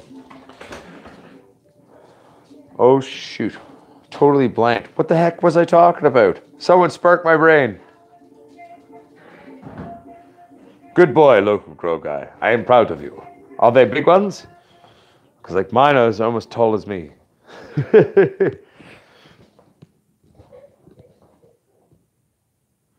Yeah, you did, Gonja Nana. Go for it. Smoke your face off.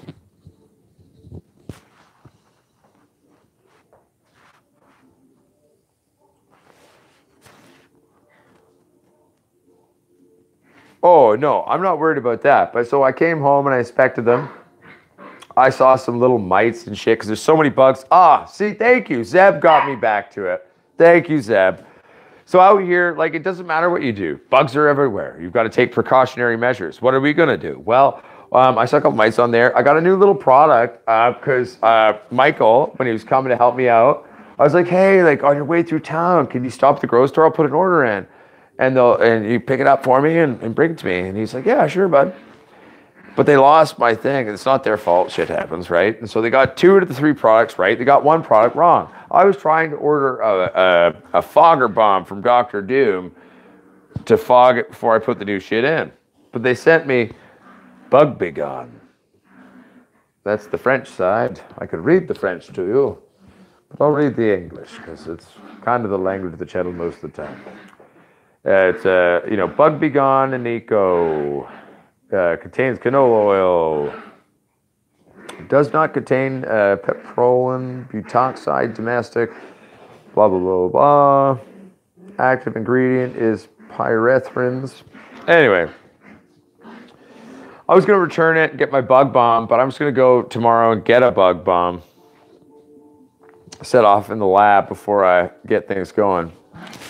But I sprayed this shit down all over the weed titty plants, the little clones. And it's like, that's fine, So this is what we're learning. It's like, okay, bug season's on. Clones may come into your thing. There may be some shit in it. Even if you don't see shit on it, treat it. Treat it with some shit. Spray those bitches down. Every run, fog the shit out of your shit. Clean your shit, make it sexy, and throw those weed titties in. That's what we're doing tomorrow here at Pod Squatch Growers. And that's why you don't need to freak out or be scared when shit like that happens. You just need to develop precautionary measures and then also put into place preventative measures to keep shit safe. 1 second. Betty, you okay? You okay? I think she ate something, was coughing and choking, but she seems to be all right now. So, okay, little dog, be cool.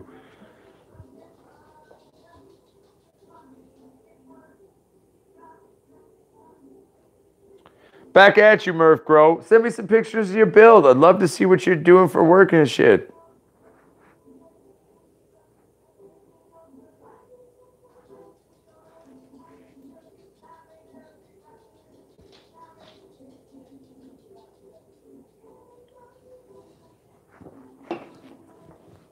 Wow, so Zeb, you're living in the future. I'm about to go to sleep and have a day. You've already lived that day and are in bed or sitting and chilling at 9:55.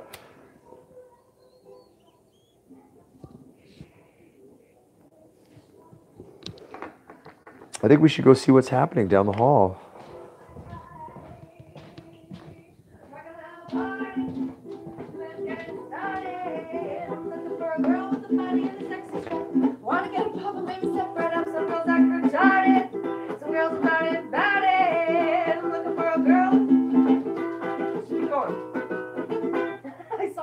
my peripheral. And Keep going, keep going, keep going.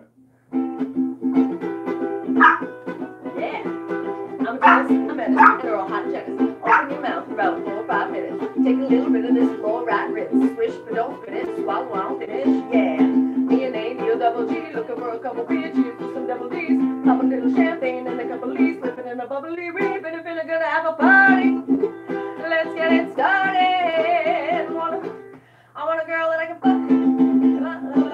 Hummer truck. I want a girl that can fuck in the Hummer truck. Apple bottom jeans and a big old slut. Some girls act retarded. Some girls about it. Want a bitch sitting in the crib with no pennies on. Know that she can, but she won't say now. Now look all these things in front of me. Sexy as can be. He said I was a slut. Won't you be mine? I heard you was freaking from a friend of mine. Get mad at me, but I told me she was a freak. He said I want a slut. Hope you don't mind. I told me how you like it from behind. Now shake that ass for me. Oh, shake that ass for me. Come on, girl, shake that ass for me. Oh, shake that ass for me. Come on, girl, shake that ass for me. Oh, shake that ass for me. Come on, girl, shake that ass for me. Shake that ass for me. Woo!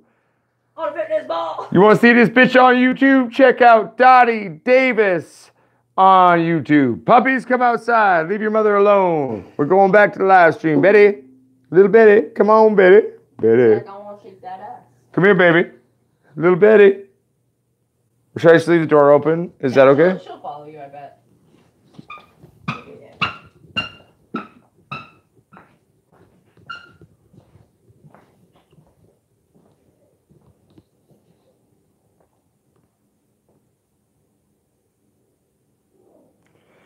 Brian Nobriga was like, cheer, Chalmette sister, yeah. Seb Zeppelin in New Zealand said, woo. Ganjanana, your mama said, talented woman. Local Grow Guy was like, love it, my type of music, hell yeah. Ganjanana, your mama said, I'm shaking it. Yes, mate. Local Grow Guy goes, badass. Robert Miller said, hand clap emoticon 4 times. Brian Nobriga says, Hana Ho equals encore. Uh-oh. Dottie Davis, got it. Someone's checking you out. Perving your shit on YouTube. Agreed, Hector. Love the music, man. On the real. Ganja good taste. Okay, Jenna, I'm going to pound fuck beer and take a toke. So you've got maybe a minute before you have to perform again. Under pressure.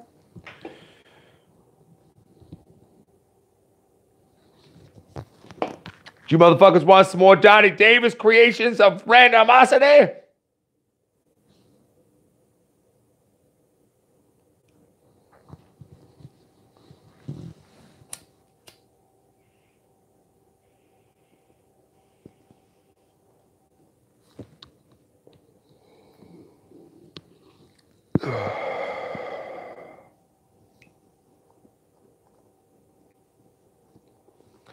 So do we want more Dottie Davis, motherfuckers? You want another little expose of music?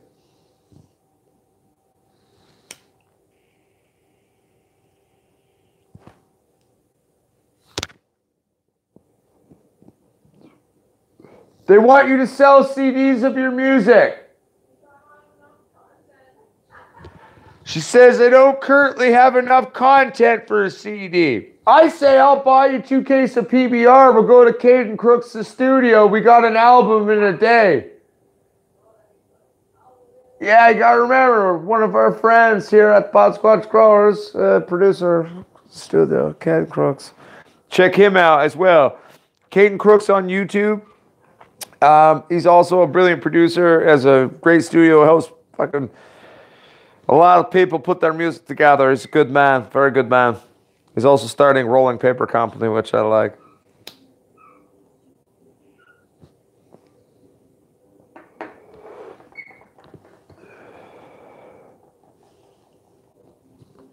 Local Grow Guy, get her to here, yeah, tell her to come check it out. All right, so I'm gonna Yeah, and then we're going to go do the fun little, creepy thing. We're going to go, hey, Mrs. Botsquatch, whoop, whoop, whoop, whoop. Johnny Davis, YouTube, good times.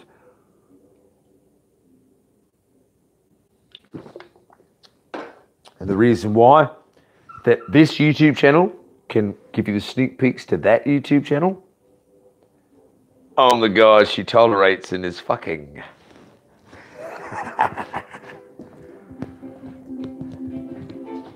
David Stone, 1953, Hammond M2.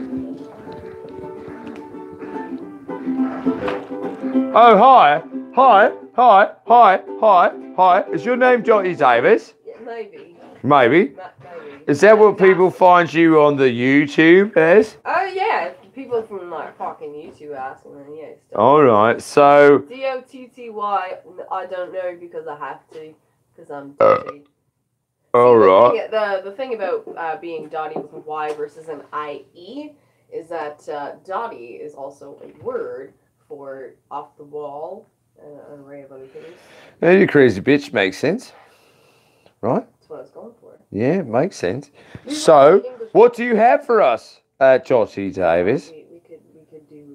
No, there's no we could do. Tell us what you're going to perform. I feel most comfortable and playful when I used to do this song to people in hostels because I heard it so much that they wanted to blow their brains out, so I played it more. Do you mean literal suicide or no, I mean they hated excitement? They hated the song so Oh, they much. hated I it. played it even more so, and then it became funny. Okay. At least I hope it did. Well, let's find out then. Hit us. All right.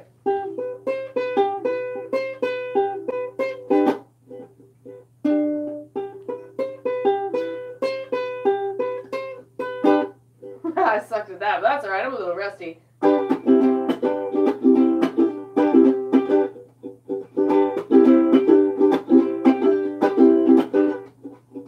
I'm walking, I strut and stuff, and I'm so strung out. Hot as a guy, I just might stop to check you out. Let me go on, like a blister in the sun. Let me go on.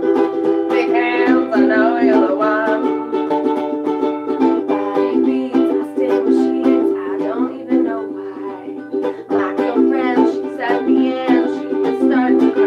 Let me go on, like a blister in the sun. Let me go on. Big hands, I know you're the one.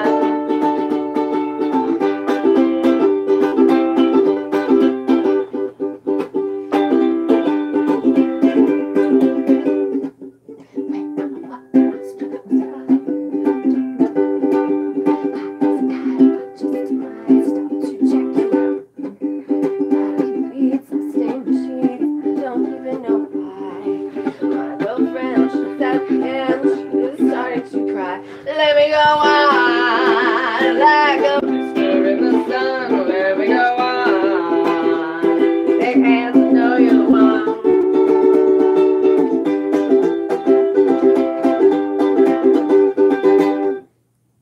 Boom! Hashtag boom! Johnny fucking Davis in the house! Can I get a hell yeah, Johnny Davis? Hell yeah! Sorry. Can I get a piss in the mouth? I can't do that. Ow! I like it. Sorry, that was like a Freddie Mercury, James Brown. I liked it.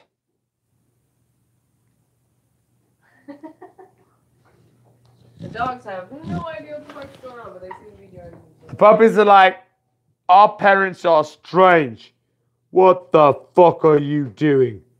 What have you been doing to my mom? What are you encouraging her to do? He says. No, now he's like, oh, he's talking about me. Puppies.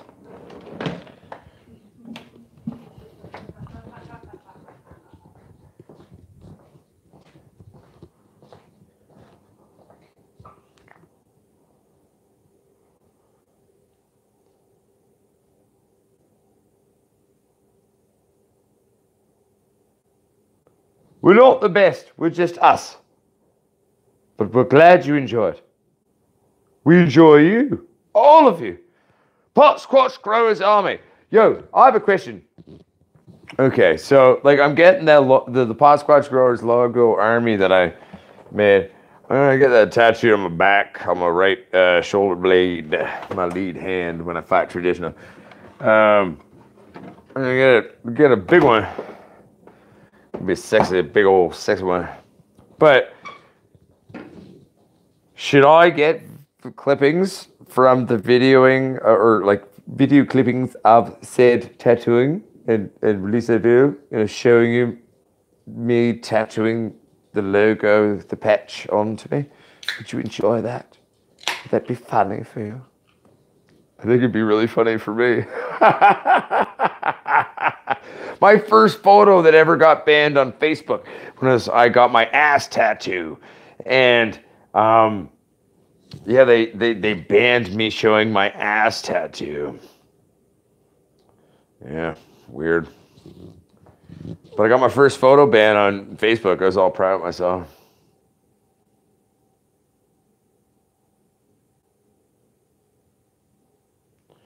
Yeah, we're batshit crazy there, local grow guy.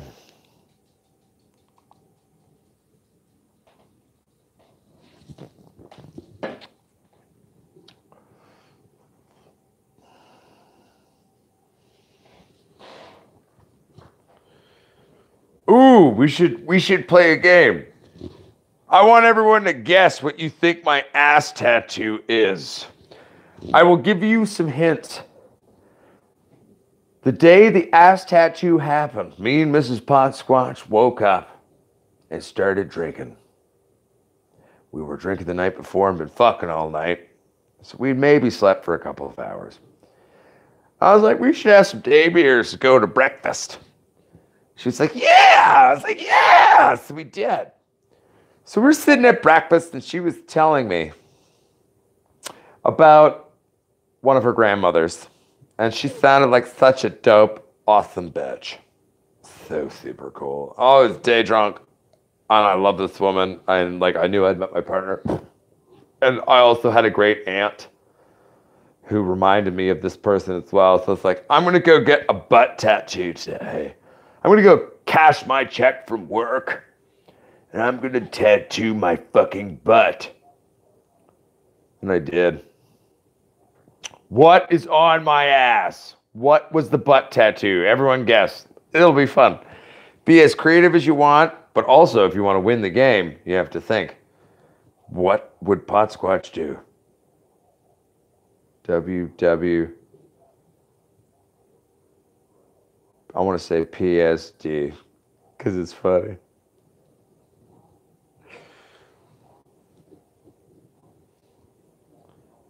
So you think my tattoo says was too high? With a grandma face? No. No. I actually wasn't very high that day. Mostly just drunk.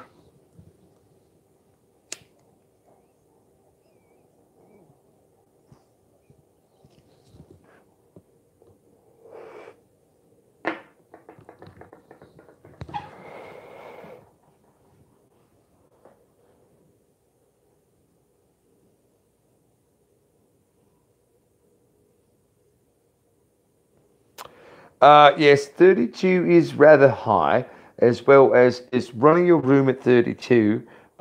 If the surrounding areas of your indoor room go very hot, that's danger zone. The optimal growing temperature for marijuana is 21 to 24 degrees centigrade, depending on the pheno of the species and their breakdowns, in my personal experience. 32 is not death danger zone, but it is quite high, and as indoor growers, why we do that is so we can control the environment. So you need to bring that down, would be my humble 2 cents.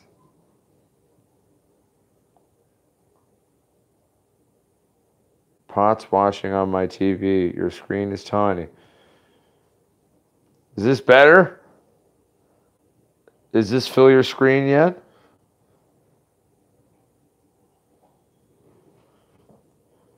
Or am I still tiny? Because I think I started filming it like this. I may be locked in now.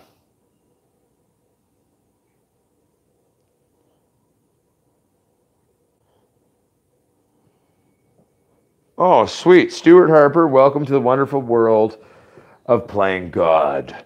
Because that's basically, in an odd way, what we're doing in a sense. I'm not a religious man. I don't believe in God, but it's, colloquial expressions you understand. You could also call it playing Mother Nature or bringing Mother Nature inside your place of living and making her your bitch. Or attempting to. That's if you're successful. But anyway, what you do when you're an indoor grower, I mean, you basically are creating an ecosystem of your own control. And all the variables that you choose to build into your setup, you now have control over. And you can fuck around with that shit. And that's how you can get some sexy fucking weed titties.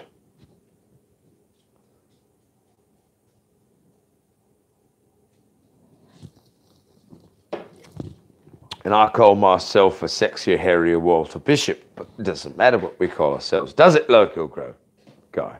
Have you ever seen the show Fringe? Has anyone ever seen the show Fringe?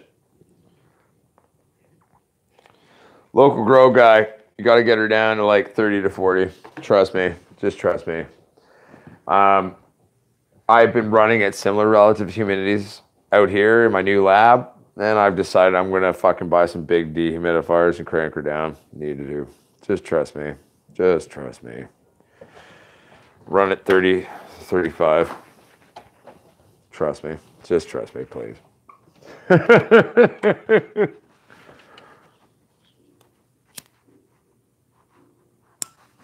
haven't told anyone what my butt says. That's just funny how I said it. I was just having people guess. Well, okay, so I'll just tell you. So anyway, her grandma's name was Dorothy. Well, I'm drunk and pot squash and stoned, and I'm like, well, that's fucking awesome. She dope bitch. And I love hollandaise sauce that's on my breakfast. I'm gonna go cash my check, and I'm gonna go get ruby red slippers that sparkle.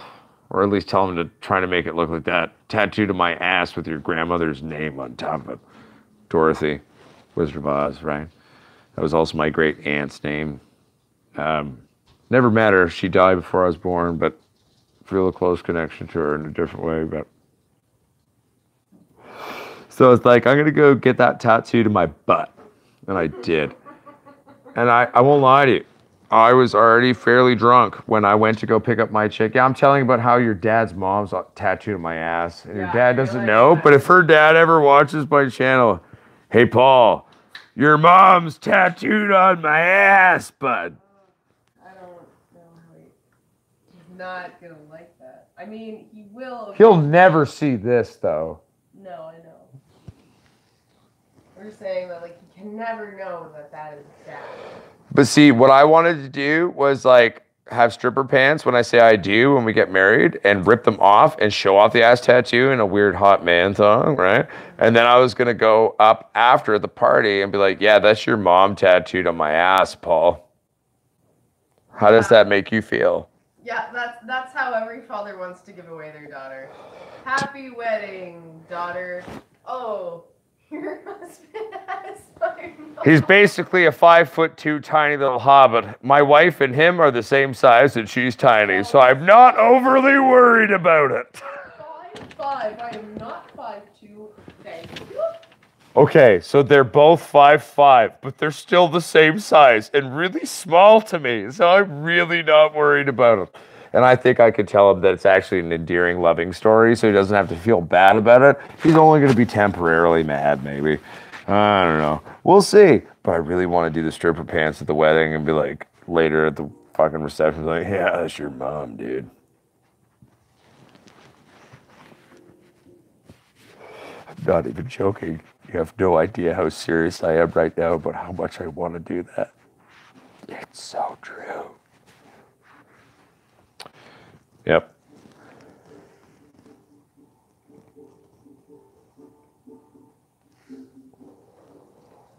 That's okay, Stuart Harper. Tune into Canada. We will keep you in the loop. Corey Ann, what's up? Sorry, I missed your message of saying hi. Hello, baby. How you doing, Corey Ann?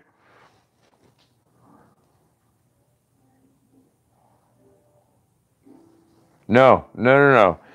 Wet towel doesn't even, you can literally just leave pots of water in your room and they can evaporate. If you're trying to bring humidity up, literally just leave water sitting. Just watch it so it doesn't grow algae or anything weird shit. Change it out maybe every other couple of days, but let's just let it sit.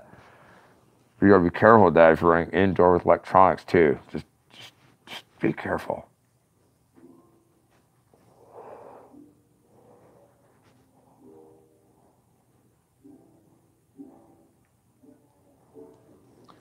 Oh, that guy. I'm not worried about that. Don't worry, buddy. I'm not huge either. I'm only 6'1", 205. But I was a fighter for 6 years, and well, let's just put it to you this way. I'm a very loving, gentle man. That's who I really am. But if shit goes down,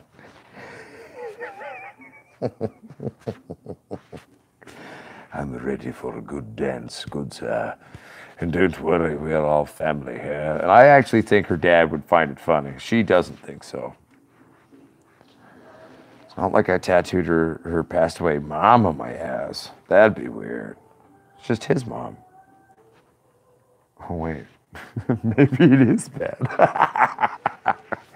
No, but I'm still, that's serious. I want to still do that. But tattoo, wedding. It's going to be a shit.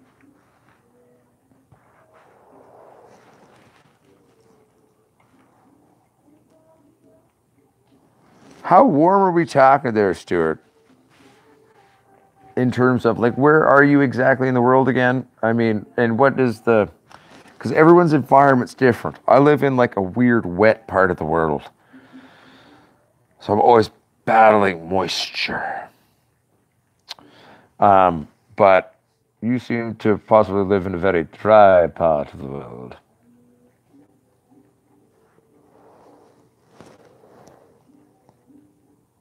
Hey, that guy, Channel 2. Dude, if you want a friendly spar one day, I would love to. For fun, as brothers, you know? I would love that. I mean, it's been a long time. I'm aging now. I've broken my body a lot. But I'd love to spar sometime. It'd be great. It'd be fucking good time. I don't have any friends who are like ever we're like fighters at all, you know, and understand how to one spar to begin with, and two, just like it's just a fun thing, you know. I miss those days. Some of it I don't. It's underground cage. It wasn't like no UFC crap. It was bare knuckle bullshit, but I miss those days. Oh, shit. Ooh, is that a beer? It is a beer. I found one. Hashtag boom. Hashtag all right.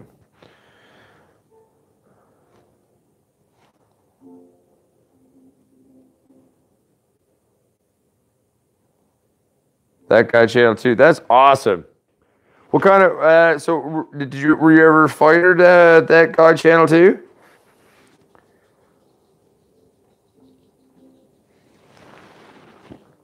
Ah.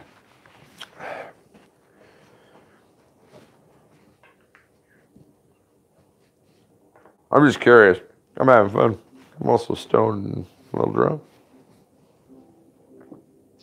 Nice. What kind of things did you do?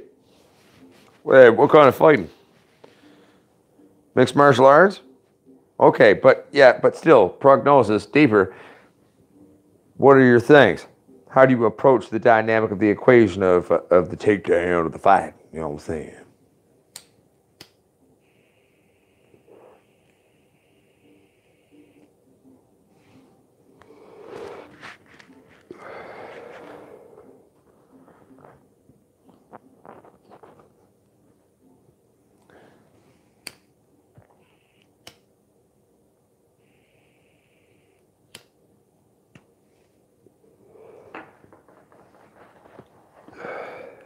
So many jiu-jitsu, some taekwondo, and freestyle. Fuck yeah, nice one.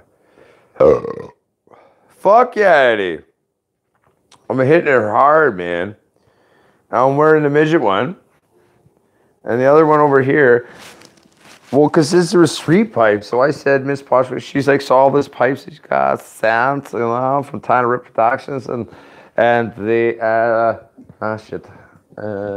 pipe down glass, and I was like, whoa, baby, well, if you missed that pipe from 10 years ago that you bought for yourself for the first time, like, this one could be yours. She hasn't smoked yet, but I said this one could be Mrs. Posquash pipe. And I kept that one for me, and a cool tawny one that's a necklace thing. Because that's pretty fucking dope. Zombies. I'm running from zombies. Still got my pipe on me. I'm going to get a nice little chain for it.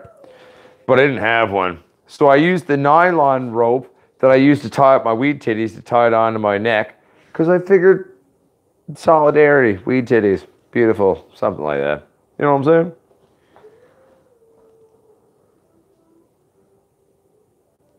We don't got YouTube beef. We're just fucking family who we're two men who enjoy fighting.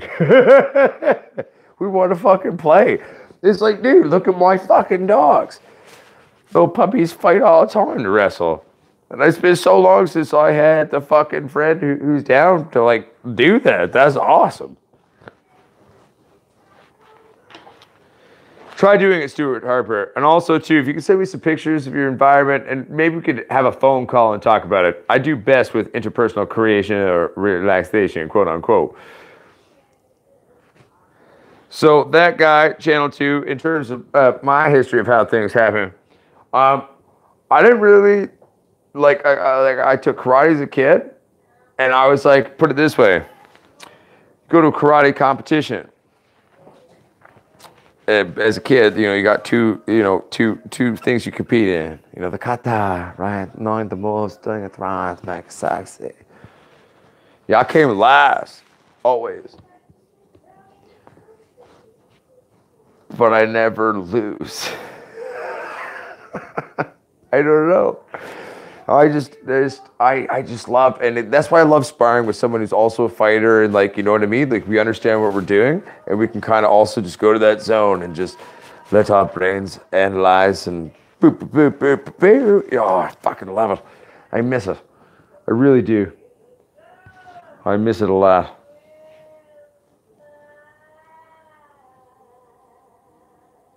No, exactly. Like, I'm a big loving guy, but I won't lie to you.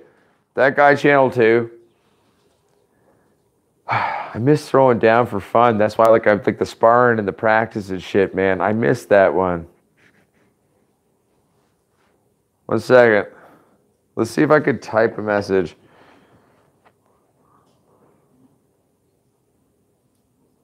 One second, everyone.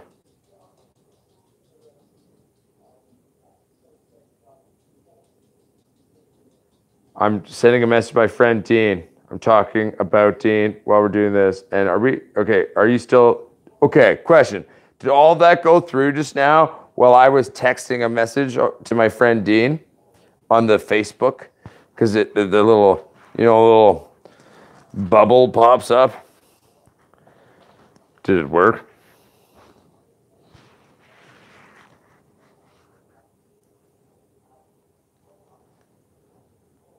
Fuck yeah, that's awesome.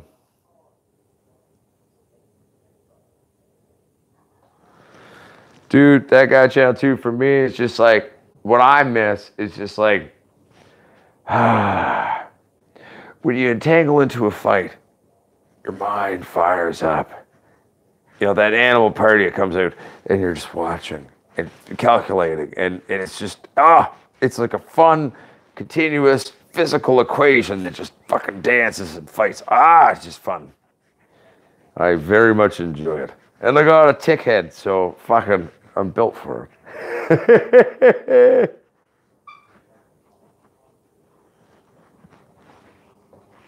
Okay, 1 second.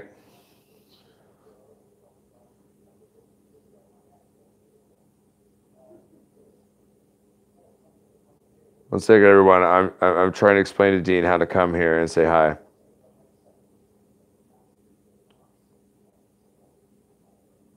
Don't worry.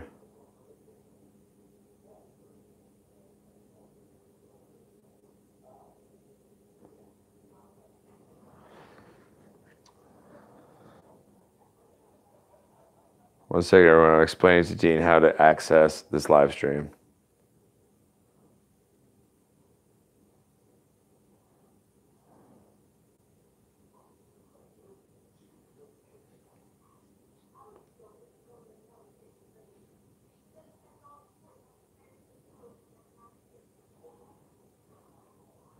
Okay, I'm pretty sure I've described it to my friend Dean.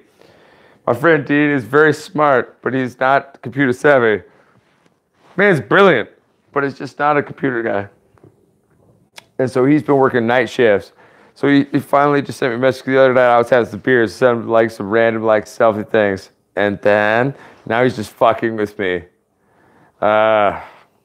Dude, where's my car? He's been doing that. I was trying to, I was like, dude, search, because he doesn't get it. I was like, dude, go to YouTube, search Pod Squatch Growers, click the current live stream.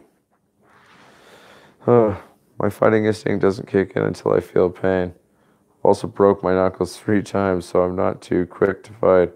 No, I feel you, man. Your hands get fucked. Your hands get fucked, man. My right leg's blown to shit.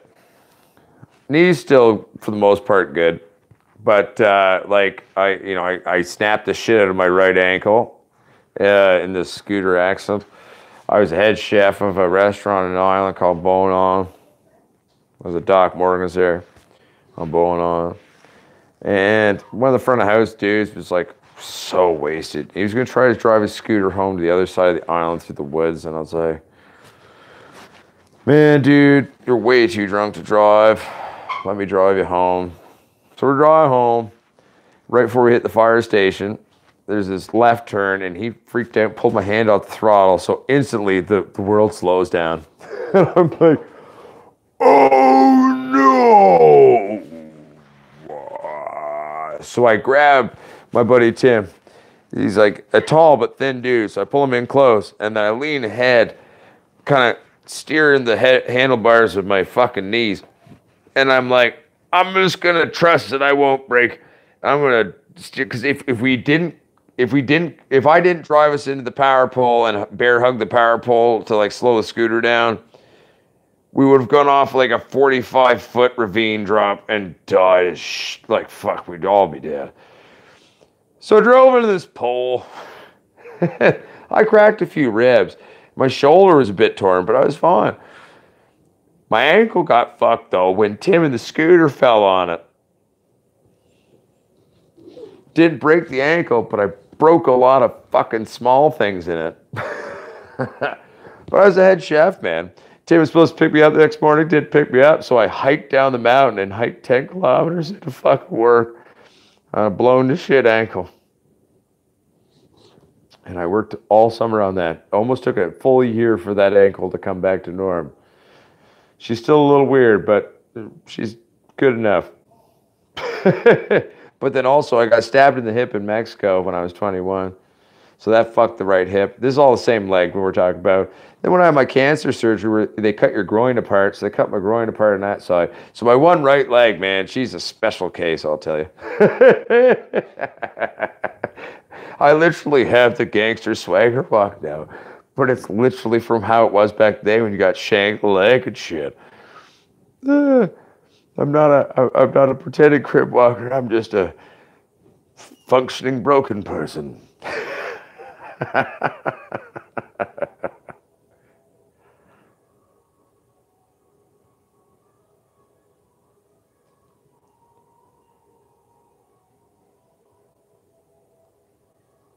Well, Zeb, the fact is, I'm pretty solid. So I was like, well, if we go right, we're both dead. If I go left, I can gamble on the fact that I won't die when I do this. I trusted my body's ability to not die a lot more than that ravine. So I bear hugged the power pole. For the most part, saved the scooter too. I mean, she needed some work, but I mean, for the most part, I saved that, and like the headlights were smashed and shit because bear hug, you can only protect so much. Using my left arm to hold my buddy like to my fucking back there as we drove into it. I was like, keep him safe, Pod Squatch powers activate. Oh. Yeah, fuck my ankle, right? Good though.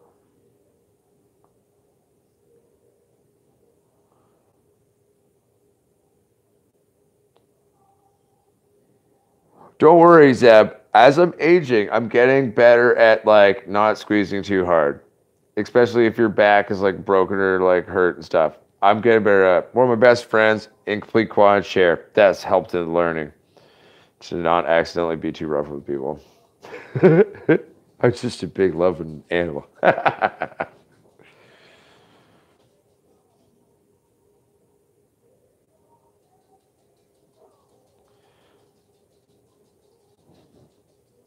Dude, respect though, 100% respect. What kind of braid are you doing? Is it just like a normal braid? I know how to do that in hair because I grew up in a family of women, so like I know how to do a normal braid in hair. But what kind of braid? Dude, that's impressive. How do you know how to do that? That's cool, man. Dude, seriously, that guy channel too. Fuck yeah, 100%. I love that shit. What's your daughter's name? Oh, like the tight type ones, the little tiny type ones. You know what I'm saying? Does that make sense? Like coming out, dude. Fucking awesome, buddy. Sierra, hello, Sierra.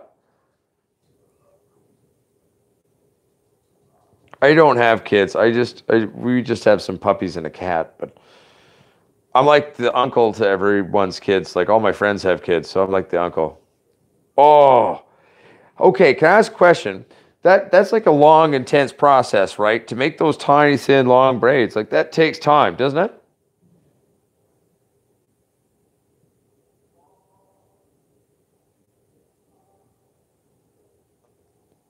Local grow guy, Lone Stoner, are you still there?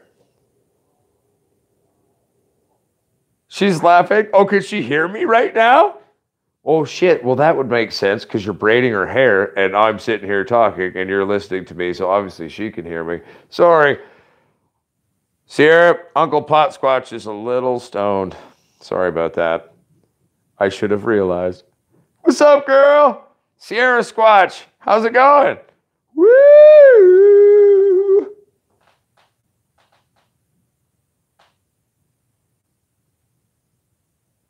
Don't be scared, Brian Nobriga. It's going to be okay.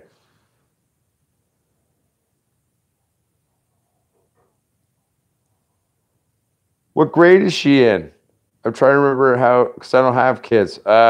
Is how old was I in grade something? Shit. So she's eight. Is Sierra eight? Is she eight? So she would be in grade. Uh, oh come on. I was 10 in grade five, so nine in grade four. So grade three. Nice. I love guns, Zeb. What kind of guns? Everyone's a hunter out here.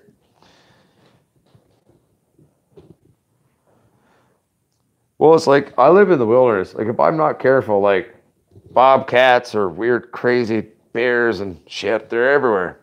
I could walk for 3 minutes and I'm in the opening thing. You making her day to know you talking to her from the TV. No, she's five. Oh my goodness. Oh my goodness.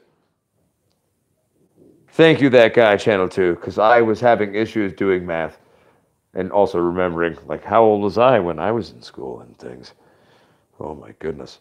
So, Sierra, yes, this is the TV talking. My sister, I hope you have a beautiful day at school today.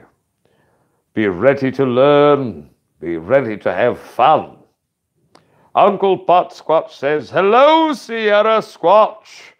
I hope you have a wonderful day at school. And here's looking at you, kid. Get ready to learn and be awesome. Can you ask your daughter, if I were to say, what is your favorite thing to learn about? What makes your brain happy? What would it be?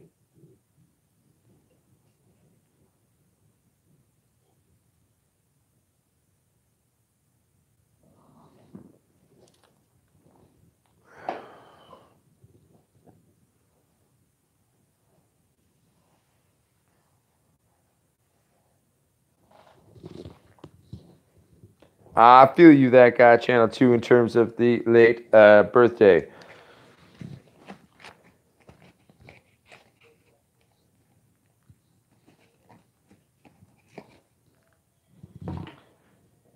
Well, I was saying that guy, Channel 2, I totally understand when you were describing the grade separation or like where they go in the grade when they're close to the line at the change of the year, the December, etc.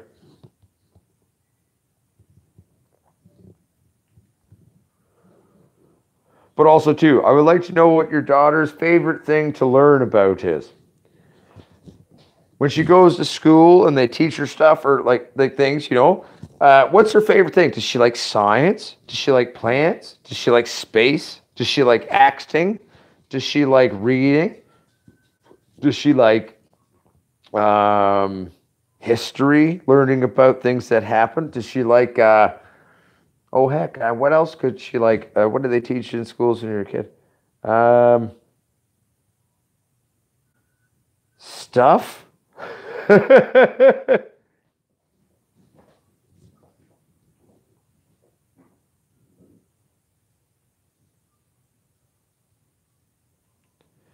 Well, Eddie, then if he's going to be a male stripper, you should teach him to keep it fit.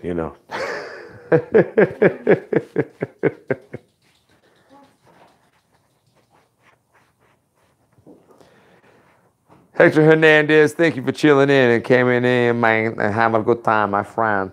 Thank you for hanging out. Much love, my friend.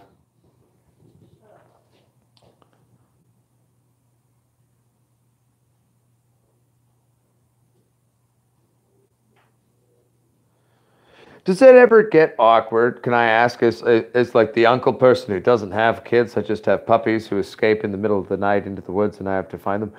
Um, Luckily, I'm an animal, so I'm designed for this. But like, does it get awkward? Do you ever have your kids like just randomly, like they're like, "Oh, I'm just gonna run free in public," and then you're sitting there as the parent going like, "Oh shoot, crap! Oh, that just happened." Like, does that happen? I could imagine that happening from what you were all saying. From what you're describing, it sounds like, you're in public and all of a sudden your kid's just like, "Guess what, mom or dad? I'm getting naked. Fuck you." And just like running through things. That sounds intense and stressful. Very, very stressful. I'd rather chase my dogs into the woods.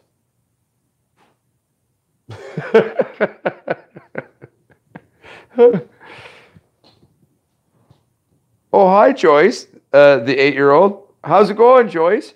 Oh, my sister's middle name is Joyce. And my grandma's name was Joyce. That's a beautiful name and a very awesome name.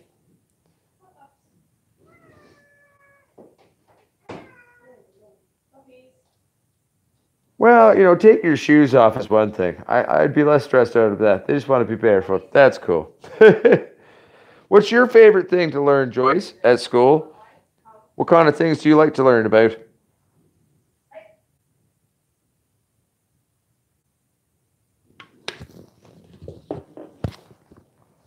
Ganjanana, your mama, I'm sure it's there somewhere. You can find it. I believe in it. It's there somewhere, girl. You can find that. 1 second. I'm going to give my wife a kiss real quick. Hey, baby.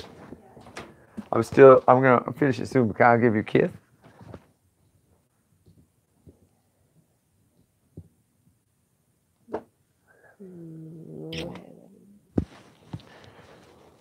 I just got some nookie. I'm just teasing.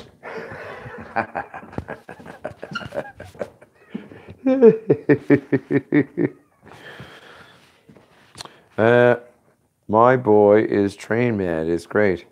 Oh, he likes trains. Trains are very cool. The physics alone of how trains work, I find very intriguing personally. I like trains too. Nothing wrong with a good train.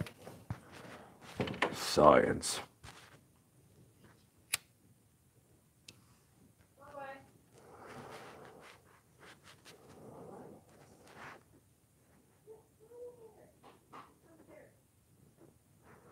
Eddie, I can only imagine. I mean, part of me would be like, oh man, I respect my kids so much, but also, damn it, I'm like, man, this is so, oh no. It's like, okay, cool. You're a cool little badass. You're a rebel. You want to be free. You want to be you, and I love it. But at the same time, we're in the grocery store right now. I could only imagine, Eddie. I could only imagine. Thank you, Stuart Harper. I won't lie to you. I will check emails after I sleep a little bit. But tomorrow is a work day of Weed Titties here and then also the channel. So don't worry. I will check that out tomorrow. I promise.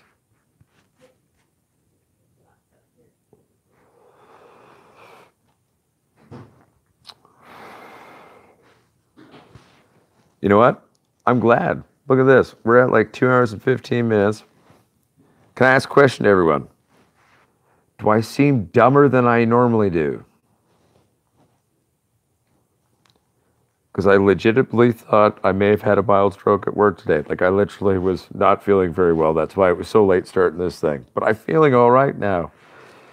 And I'm also an actor, so I can kind of just, do my thing. But if I seemed there enough, I'm actually asking right now, just for my own personal weird anxiety of like, okay, did my brain bleed today or?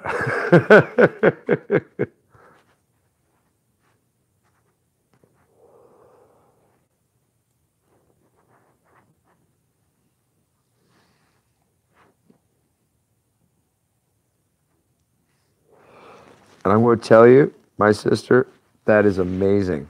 The favorite thing to learn is reading, because I'm going to tell you, if you can master reading and learning all the reading, there's books everywhere. There's the internet too, but I'm going to tell you, my sister, books. Books are the key. Because, computers can break, Joyce. Computers can break, and all that stuff can break. But if you have books, you can read them. And in books, you can go to different places and see different ideas. But in books, you can also read different types of books that'll teach you stuff and how it works and how everything just around it works. And you can learn so much from books. So Joyce, that is the most amazing answer ever, I think. Because you've said, what is your favorite thing to learn? You said reading. Do you want to know what reading is? Reading is the key to knowing anything you ever want to know. So you had the best answer ever. And I love it.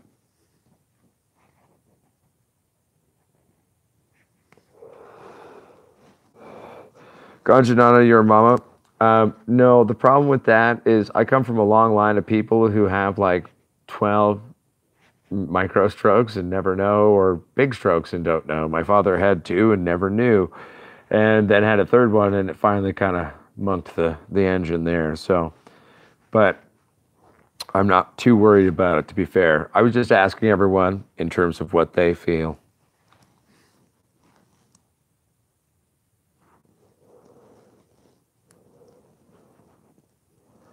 All right, Victoria, Australia, here right now.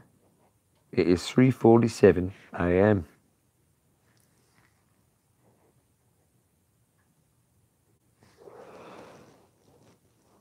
All right. So Joyce, you are prone to reading too. So I'm going to tell you, my sister, keep mastering your reading. Keep mastering your ability to take what you read and see the world around you and put them together and see how they work together, because it's all one kind of, sentence, as it were, to quote reading. There are parts to the sentence that make everything. So if you can combine what you can learn from a book to the world you see around you, you are set. You are set for anything you ever wanted to do. Any dream you ever wanted, you could go do it.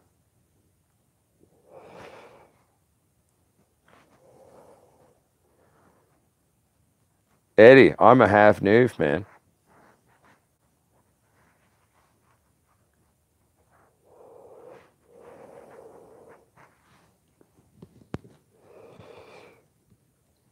Newfoundland. Fuck yeah, bud. 100%. Mom's side. There's a reason I can drink the way I do.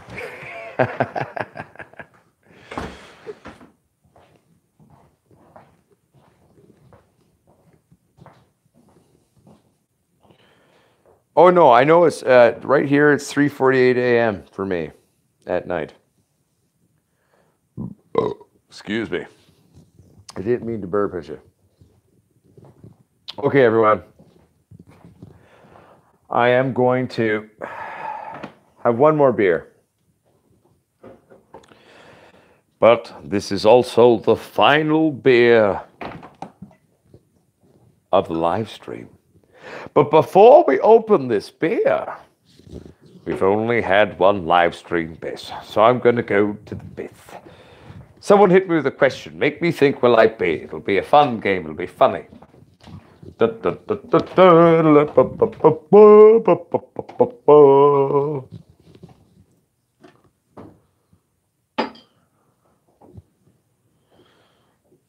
Oh, Eddie, my friend. Canadian's Canadian. We're all originally immigrants. Even if you go back like 30,000 years, indigenous people Canada, they came across the land bridge. That's why we can all get along. No difference. We're all different, but we're all the same. Our differences make us strong. Our foundational similarities of our heart and our soul can bring us together. I'm new. What is your grow style? Well, to put it basically, I grow sexy, dope weed titties. I have issues that happen. I deal with them if they happen. I like to play around with techniques. I like to play around with a lot of stuff. I prefer soil medium is my favorite thing. Over the years, I have built aeroponics, hydroponics, and fucked around with a lot of different things. But I like soil growing. And I use quantum board, LED technology, the new bee's knees of HID, LED realities. When I was younger, I was obviously an HPS metal halide man. But yeah, so there's a lot of different things to my style. There's no style. I have no set rules. I have habits, but I also have a brain that observes things, and I change things and fuck around with things, if that makes sense.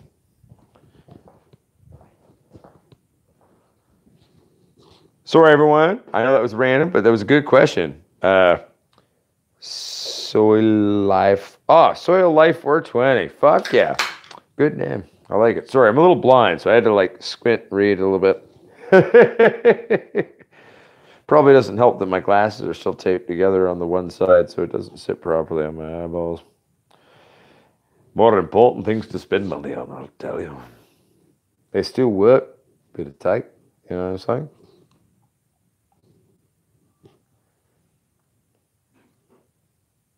Newt Duke getting high with Uncle Squatch, 6:30 a.m. That's beautiful. Hashtag boom.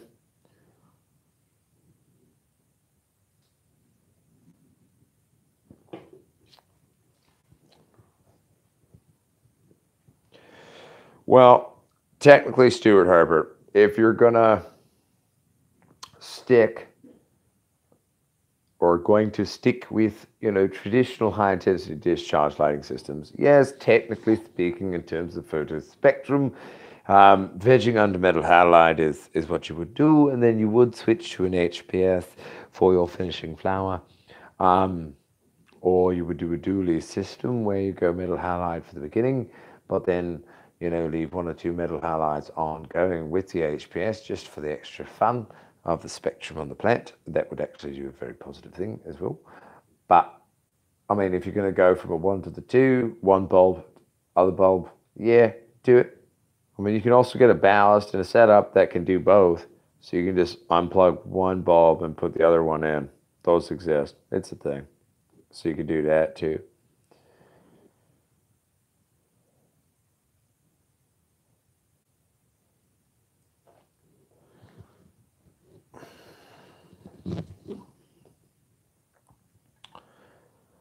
I'm getting tired.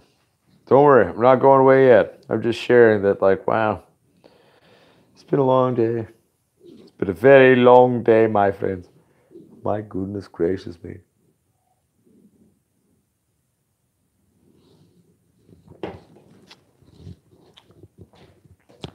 want to trip me out the other night? Actually, last week on the live stream, I think last week's live stream was the longest one we ever did. And when I end a live stream, what YouTube does, it shows me this little kind of placard or picture, and where it tells me all the stats on them. And it couldn't tell me the stats on total watch time in hours anymore. It switched to days. That tripped me out so much. I was like, holy shit. You really are out there, my fellow Pulse Watchers. You really are.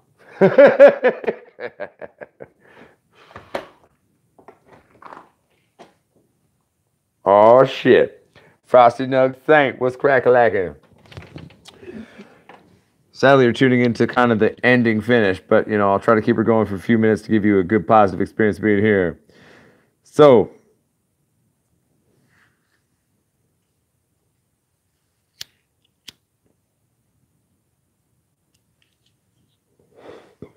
Stuart Harper, you could either do that or just buy a ballast setup that does the dually switch. DC, just understanding what your grow medium at the beginning is the most important. Check what you're growing in. That's all you really need to know, in my humble 2 cents.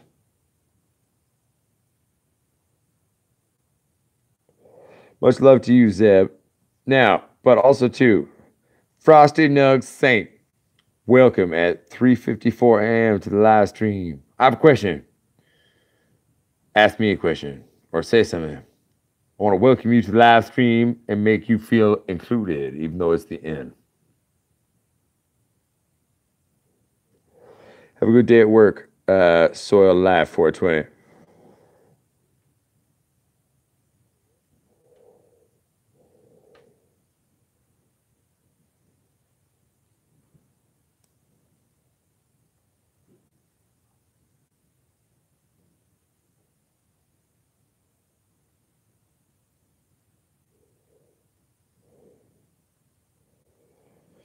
Okay, so one, never take, even if like for example, if I was a breeder who was going to sell you seeds, I would tell you like this is typically what some of the phenotypes in there are going to do. But there's no set rule system to feeding anything. There's a set basic general rule of how you approach time and age on things, but also just watch what your plant is doing. But there's also the inherent nature to the weed plant that if you slowly build it up, like it can technically, and I'm not advocating this to the extreme extent, but you can force feed it as much as you want without hurting it in a sense if you train it up to be able to handle that. It's an adaptive, super complex genetic in general cannabis, right? But so, and also in earlier episodes, I mean, I've shared that I'm not a big fan of autos unless it's naturally occurring landrace ruderalis. But watch your plant, watch your leaves. She'll tell you what she needs. I mean, growing for me personally and how I approach my grows isn't going like, oh, I see this thing, so I think this thing. No. I walk into my rooms and I look at my weed titties. I'll look at my weed titties. I talk to my weed titties. I think about my weed titties and what I'm seeing in my weed titties. And that's how I calculate what I do. And that's what craft growing is.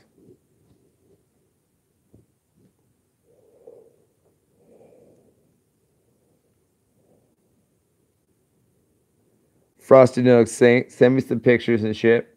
I'm also really tired right now, so I can help you better when I'm not but kind of falling asleep smoking a cigarette at my door. So, my friend, do you think an extra teaspoon would hurt? Probably not, but I don't know what you're using, so don't do it until we talk tomorrow. Tomorrow's a work day and a YouTube channel day, so don't worry. Send me an email, popsquad420 at gmail.com.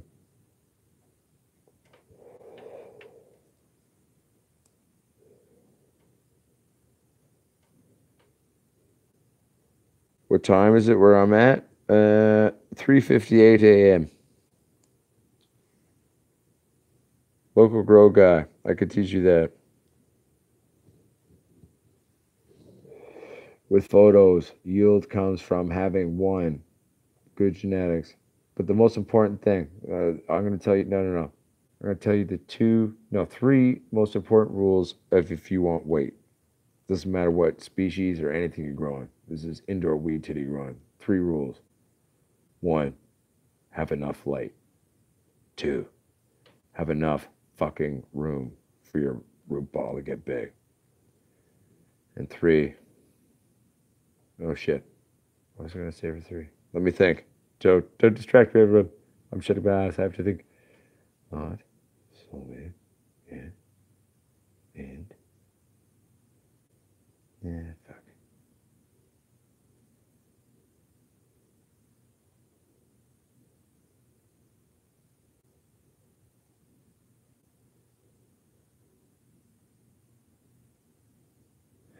There was the 3rd rule, but it's gone.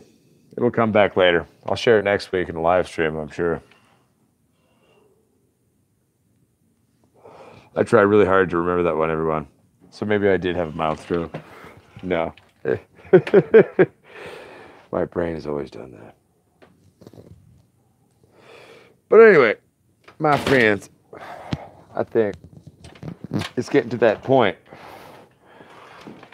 You got 2 1200 watt LED on them. Okay, 1200 watt. Are we talking true wattage draw? Because I doubt it. Because I'm rocking 620 units that outperform 1000 watt true watt HPS.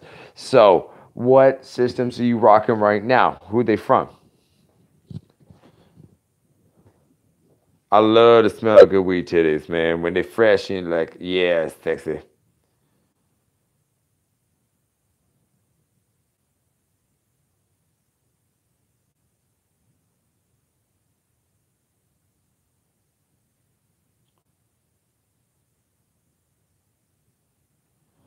Send me a link. I'll check out their stuff, my friend.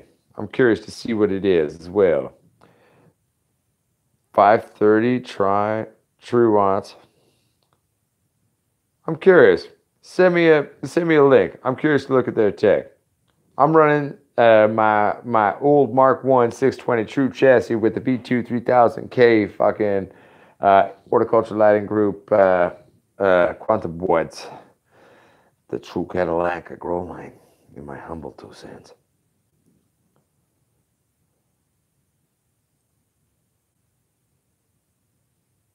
Hell yeah, Eddie. Thank you for tuning in, my brother. Much love and keep it sexy.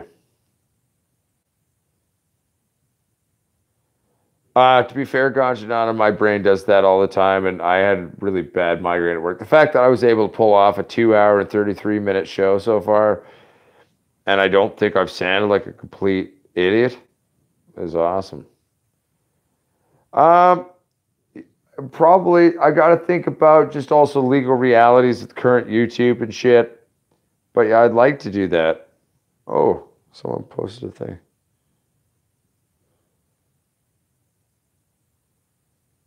So it turns out when I do that, I leave the live stream. So I'm going to check that out later. Sorry, everyone. I'm learning about what my phone can do. But my friends, Uncle Potsquatch, I do believe, is tuning out.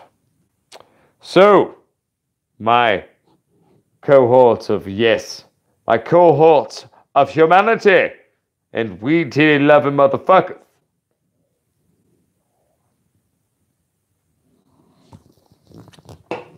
I say, have a beautiful day or night. No matter where on the globe you are, know that we are all connected. We are human beings, and we could be a beautiful community if we choose to be. Also, we can grow some sexy weed titties too. And if we work together, we can grow even more sexy weed titties. I'm just saying. Have some PBRs or whatever you like to drink while we do it. Doesn't have to be alcoholic. Just don't judge the ones who like the beer. Peace and love, everybody. Don't be afraid to take risks. Don't be afraid to be yourself. And guess what? I'm glad that we were able to pull this off here at Pot Squatch Growers. I was legitimately worried for a while. I had a really hard day in terms of the weird migraine, weird attack that I had, but I'm very happy that we were able to rival, if not beat, last week's record-breaking episode. And don't worry, some very exciting videos coming for you. Weed titties, awesome. It's gonna be sweet. I think I need to shut down. I'm gonna probably listen to a rap song or two. Maybe some old school rock at the same time before I go to bed. Go cuddle my wife. But anyway, Uncle Pot Squatch loves you, baby. Rock and roll! Where do I end it?